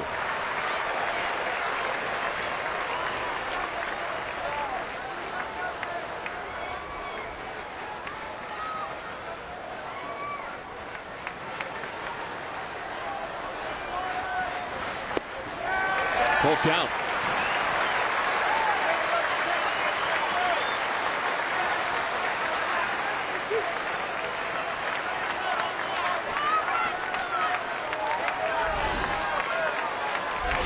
Breslow has walked 3 of the last 7 first batters he faced. Not this time. Down to first.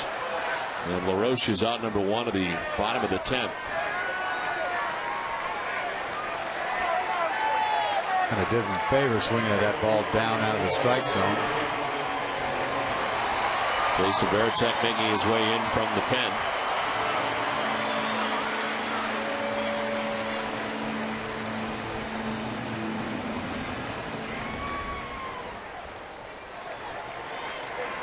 One out for Jason Day.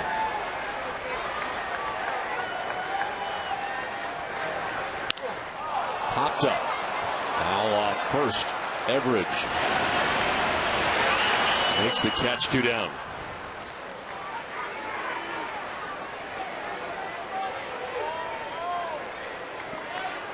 Six in a row retired by A's pitching. 2 outs here in the 10th. And J.D. Drew, the batter. 3 for 4 tonight. 2 doubles and a single for Drew.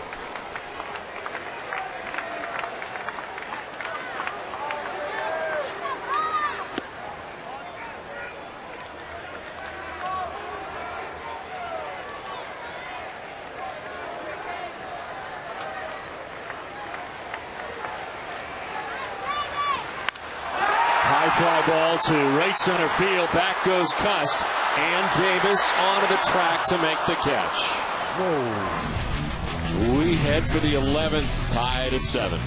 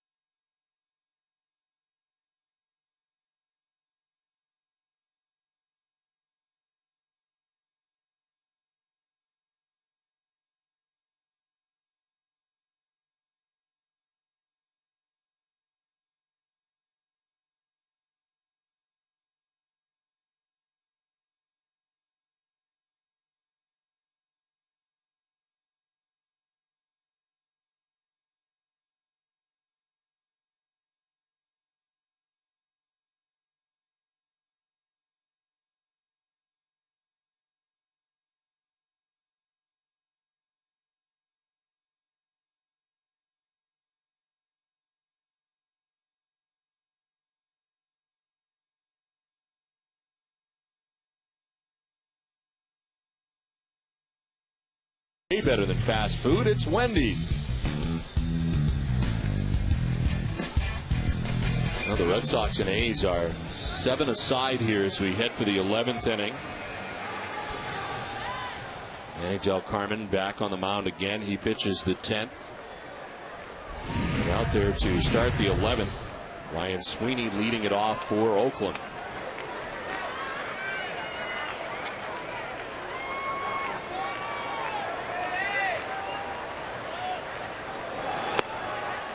And strike one.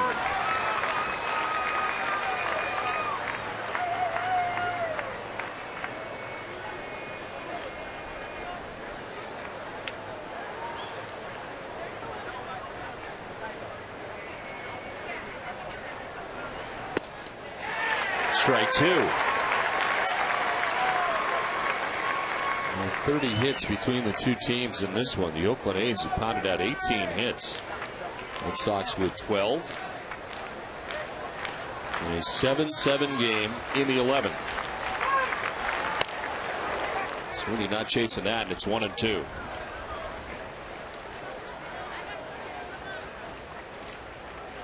Takashi Saito now up for the Red Sox, who have used Ramirez, Okajima, Bard, Papelbon, and now Del Carmen. Can't remember the last time Del Carmen pitched more than one inning. Not very often. Nobody down the bullpen for the most part, except for obviously Masterson.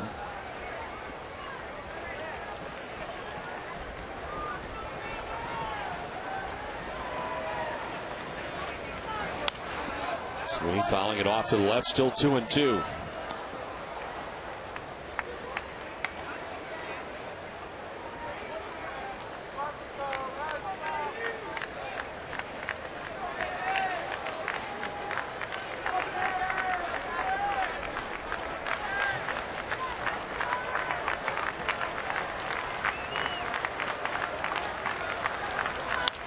Sweeney pops it up, foul ground. Lowell giving chase. Lowell reaching and making the grab. Mike Lowell into the A's dugout to bring it back. That was a sweet play by Lowell. He's got a long ways to go for this ball. Goes to the rail. Kind of look at that play. I mean, it doesn't get any better than that. Reaches all the way in. Almost snow cones it. Doesn't even lose his balance. He could have went head first into. Nobody's going to help him over there. So one down here in the 11th inning. Some pretty good defense turned in by the Red Sox in these extra innings. Average taking the strike. Jason Bay's play in left field on the sinking liner off the bat of Suzuki, which kept this game tied. And Mike Lowell with a grab, reaching into the A's dugout. Now an 0-1 to Everidge.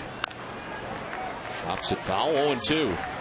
Everidge had something to do with that 9th inning off Papelbon. He smoked that ball off the top of the wall. Almost a home run for his first big league hit.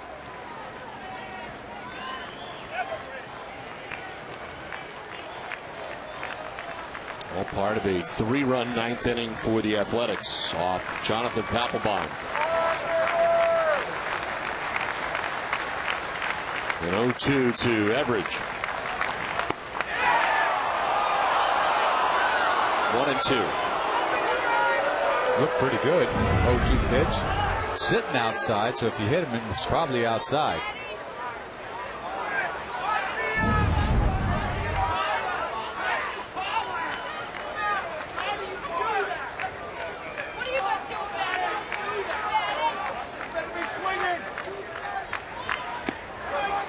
Two and two.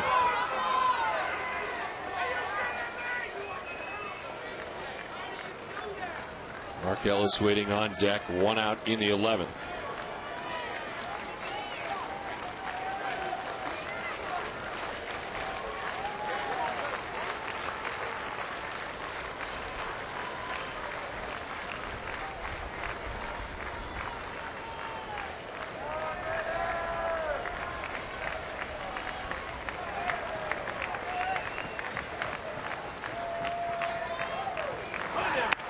Ball 3 had been 0-2, but a full count now. Andy Del Carmen has thrown 24 pitches since coming in. Kid Rock's hanging in. And they're gamers. Why did they get me a hat like that? It's a good looking lid. The blue one, not the black. It looked great on you. 3-2. Line to second. Nicely picked by Pedroia on a sharp hop. And there's 2 down. Little D turned in by the Red Sox. Well, how about this defense in this inning? Great play by Lowell with the rail in the dugout. And then this bullet. One hopper goes to his side. That is a tough play. You don't know what that ball is going to do right in front of you. He picks it, makes it look easy.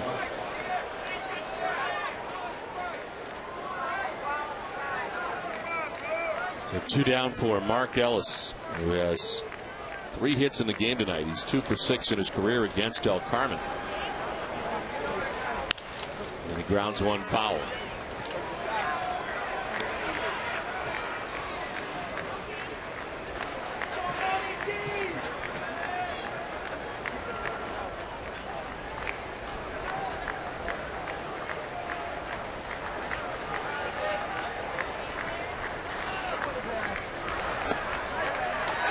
Strike 2, 0-2.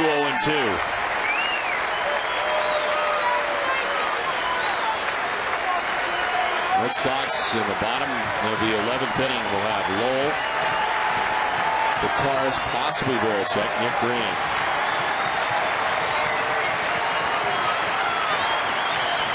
changeup he's going to feature. And it's lined down the left field line. This is a fair ball that one hops the wall. Ellis heading for his second base, will get there easily. His 4th hit of the night is a 2-out double in the 11th. You hate to second guess a pitch, but an 0-2 changeup. See him get ahead in the count, and he throws him a changeup in a little happy zone right there. Yanks it down the line. Easy double for Mark Ellis, having a good night.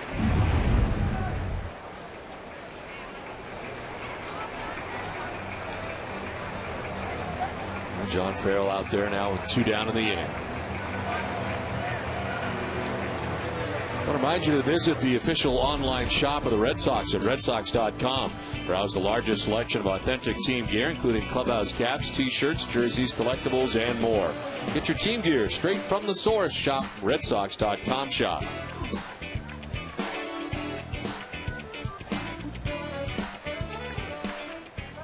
So 2 down, Mark Ellis at second base, and Rajay Davis, who is 1 for 2.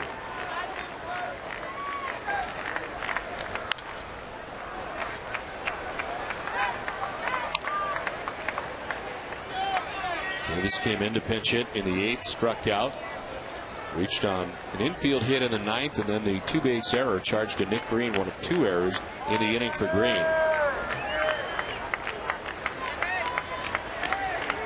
Police had the go-ahead run at third base in the 9th with 2 outs, the go-ahead run at third with 2 outs in the 10th. They've got Ellis at second base with 2 outs in the 11th.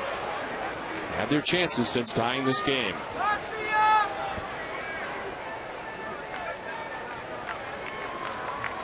Big hole on the right side of the infield. Pedroia trying to hold on Ellis up the middle.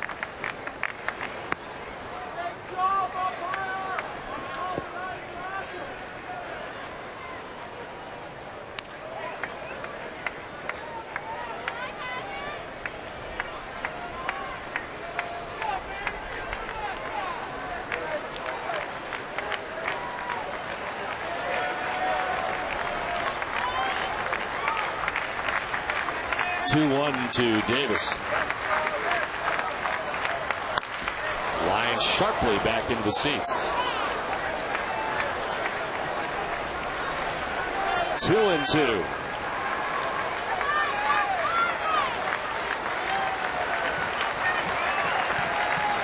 Another changeup by Del Carmen. He smokes it down the line. I don't know. I don't like this changeup right now.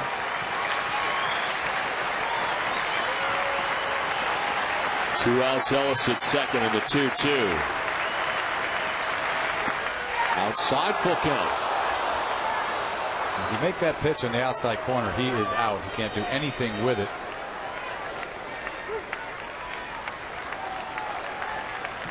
Takashi Saito and the Red Sox bench has been warming all inning.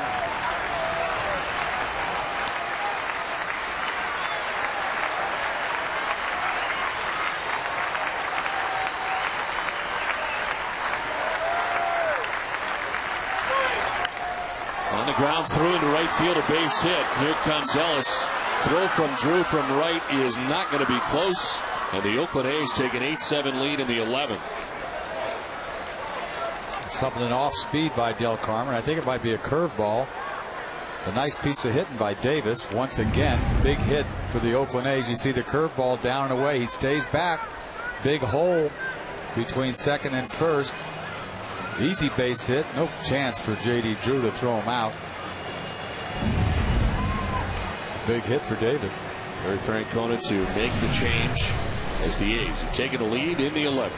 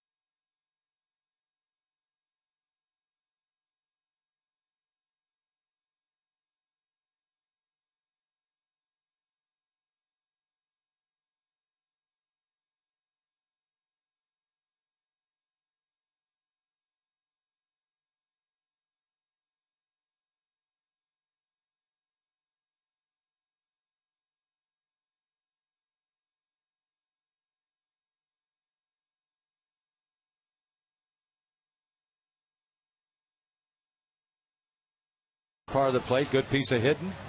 Shoots that ball to right field to give the A's a lead. New pitcher for the Red Sox with 2 outs and Davis at first base is Takashi Saito. His 35th appearance of the year, 2-2 record, 3.27 ERA. The opponent hitting at .250 against Saito. Last pitched on Sunday against the Orioles. In an inning and a third, gave up a hit, walked 2, and struck out a batter. In with 2 outs. Davis at first. Keep an eye on him. He can fly, and Saito's going to keep an eye on him. I'm surprised he didn't go to second on the throw by J.D. Drew.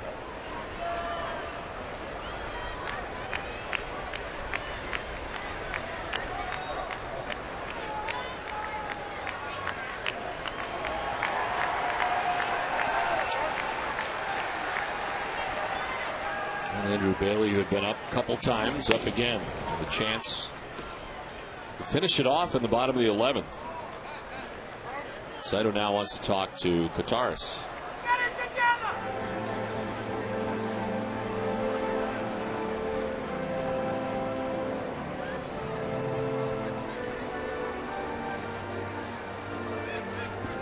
Does he speak English? He must. A little bit, yeah.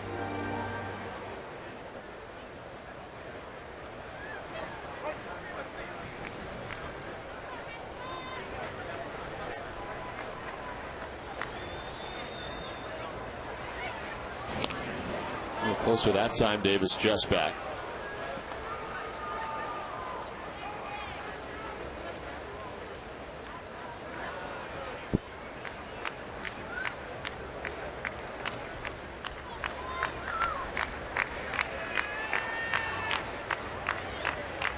Kennedy's never had a 5-hit game. There goes Davis. They pitch out and they still can't get him.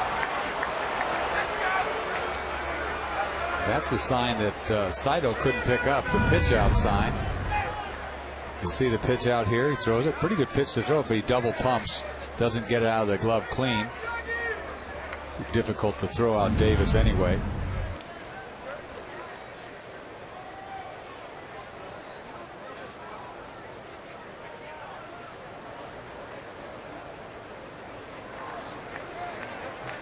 Three singles and a double tonight for Adam Kennedy. chance here to give the Oakland A's an insurance run now in the 11th. And right now, Kataris and Saito having all kinds of problems. Messed me up too. I used to have, first sign, last sign. Let's make it simple. They start touching their gear, I'm in trouble.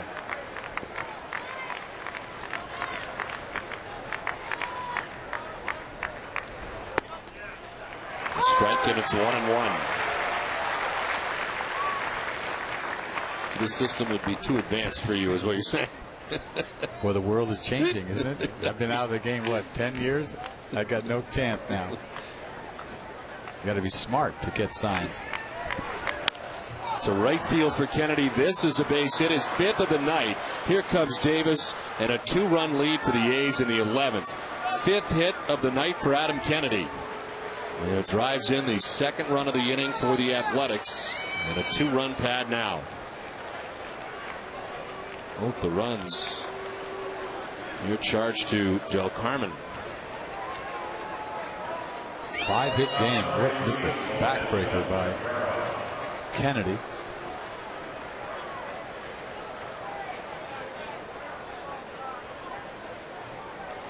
Now Orlando Cabrera.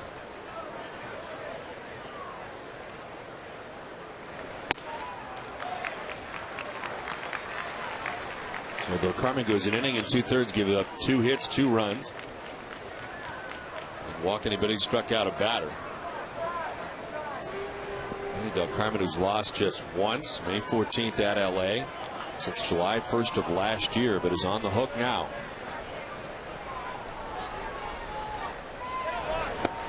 It's 0-2. Just the way the A's tied the game in the 9th inning. The baseball gods aren't with you tonight. Red Sox had a 6-2 lead and a 7-4 lead in the 9th.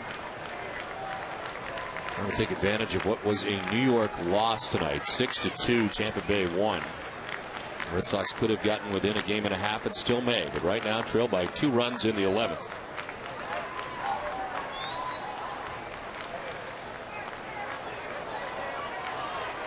The A's with 21 hits tonight. 5 of them for that guy.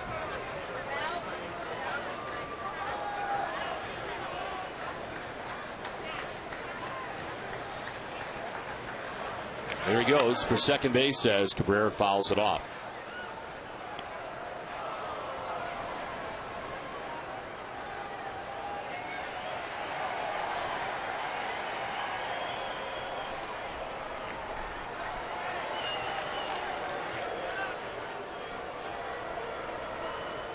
Every time they foul the ball off, they smell the bat. You ever notice that? Burning wood. Burning wood. I never did that. Quick check at first base, and back never smelled the bat. I never thought to. I mean, I did hit it. I did foul the ball off occasionally. Your first thought wasn't to smell the bat? No, but I've seen that a lot lately. Yeah.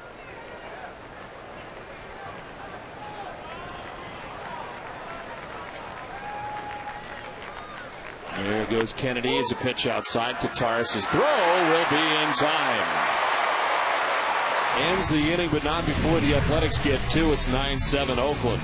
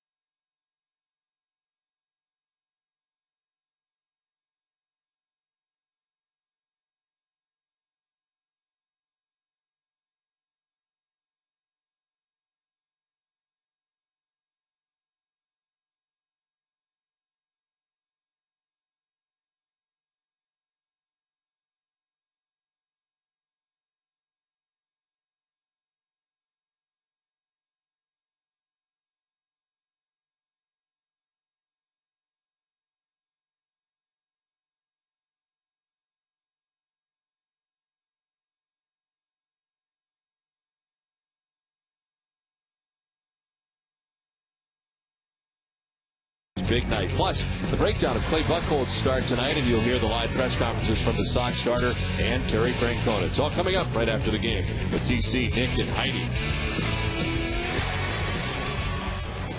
9-7, the Athletics on top of the Red Sox now as we head to the last half of inning number 11. New pitcher for the Athletics, Andrew Bailey, into the game to pitch the 11th. 44th appearance of the year, 2.02 earned run average, and 66 strikeouts in 58 innings. And only 35 hits. Rookie all-star. Mike Lowell leading it off. Then Kataris, who has come out on deck, and Nick Green.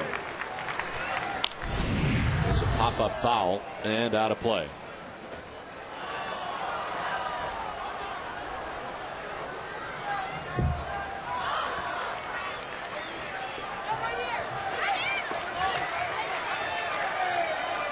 Mike Lowell, the double back in the 6th inning.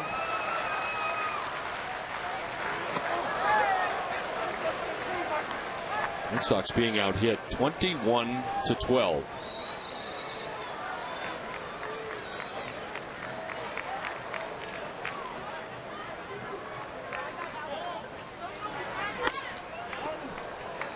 Well, 2 strikes now to Lowell.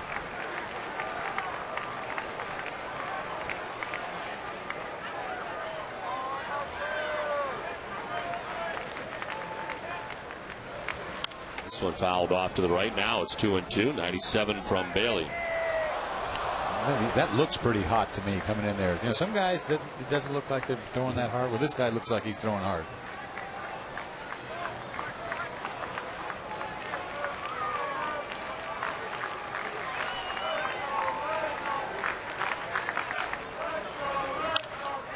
To center field and a base hit for Lowell. Red Sox get it started in the bottom of the 11th with a single. You can't throw it hard enough for Mike Lowell. Good fastball hitter. 2 strikes. Cuts his swing down a little bit. Fastball down and away. See that stroke?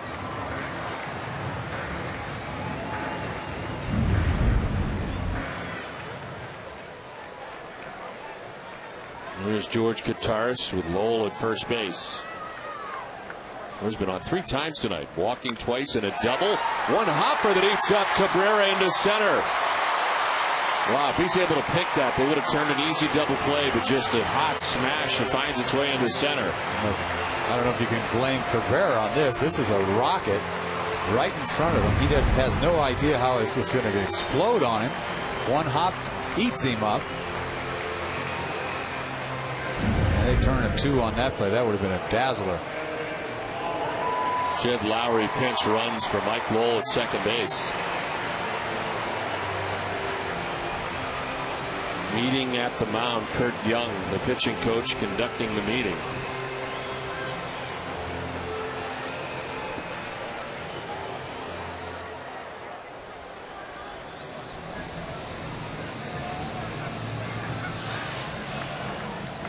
So 2 on, nobody out.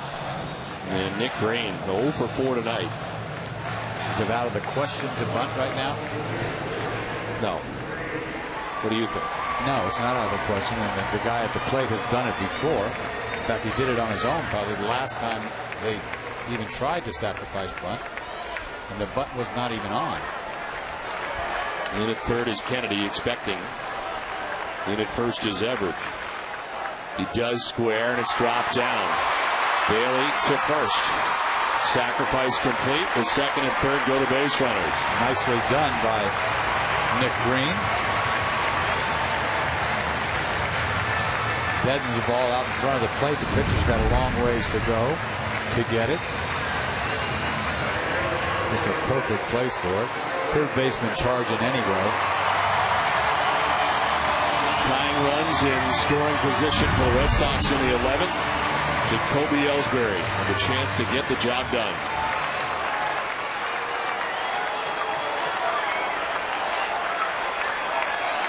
Singles in his first 2 at-bats tonight. A swing and a miss for strike 1.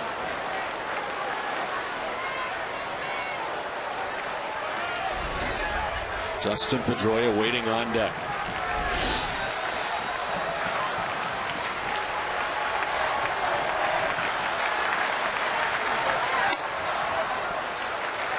Back-to-back sliders to Ellsbury.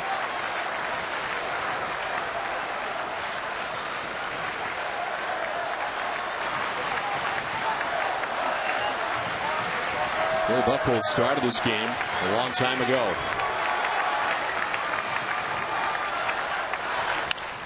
Chop to first base. Everidge will need help. He flips to the pitcher covering for the out. A run scores, and Lowry. It's a one-run game now with the tying run 90 feet away, with 2 outs here in the 11th.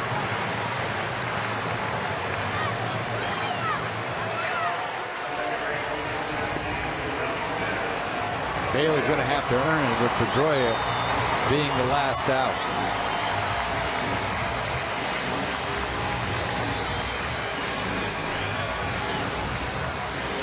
Pedroia had a base hit back in the third, a 1-for-5 night. Tying run 90 feet away, 2 down, 11th inning.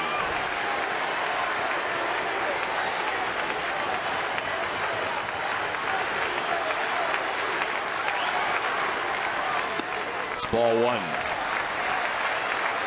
Rays get 2 runs in the top of this inning. Red Sox trying to answer in the bottom of the inning.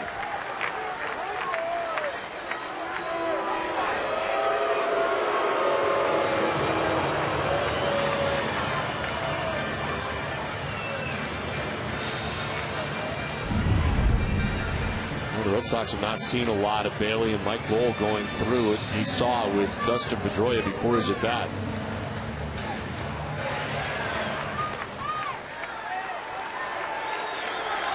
See how it works out. Tell him that maybe he cuts a little bit his fastball.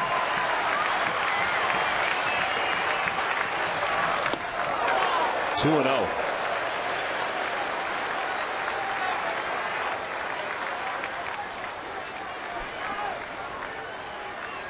Tying run at third base. Buechele's on deck. Bottom of the 11th.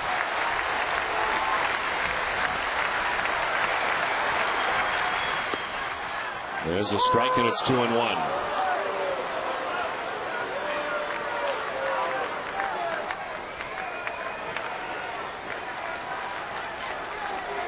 George Kottaras with his lead off third.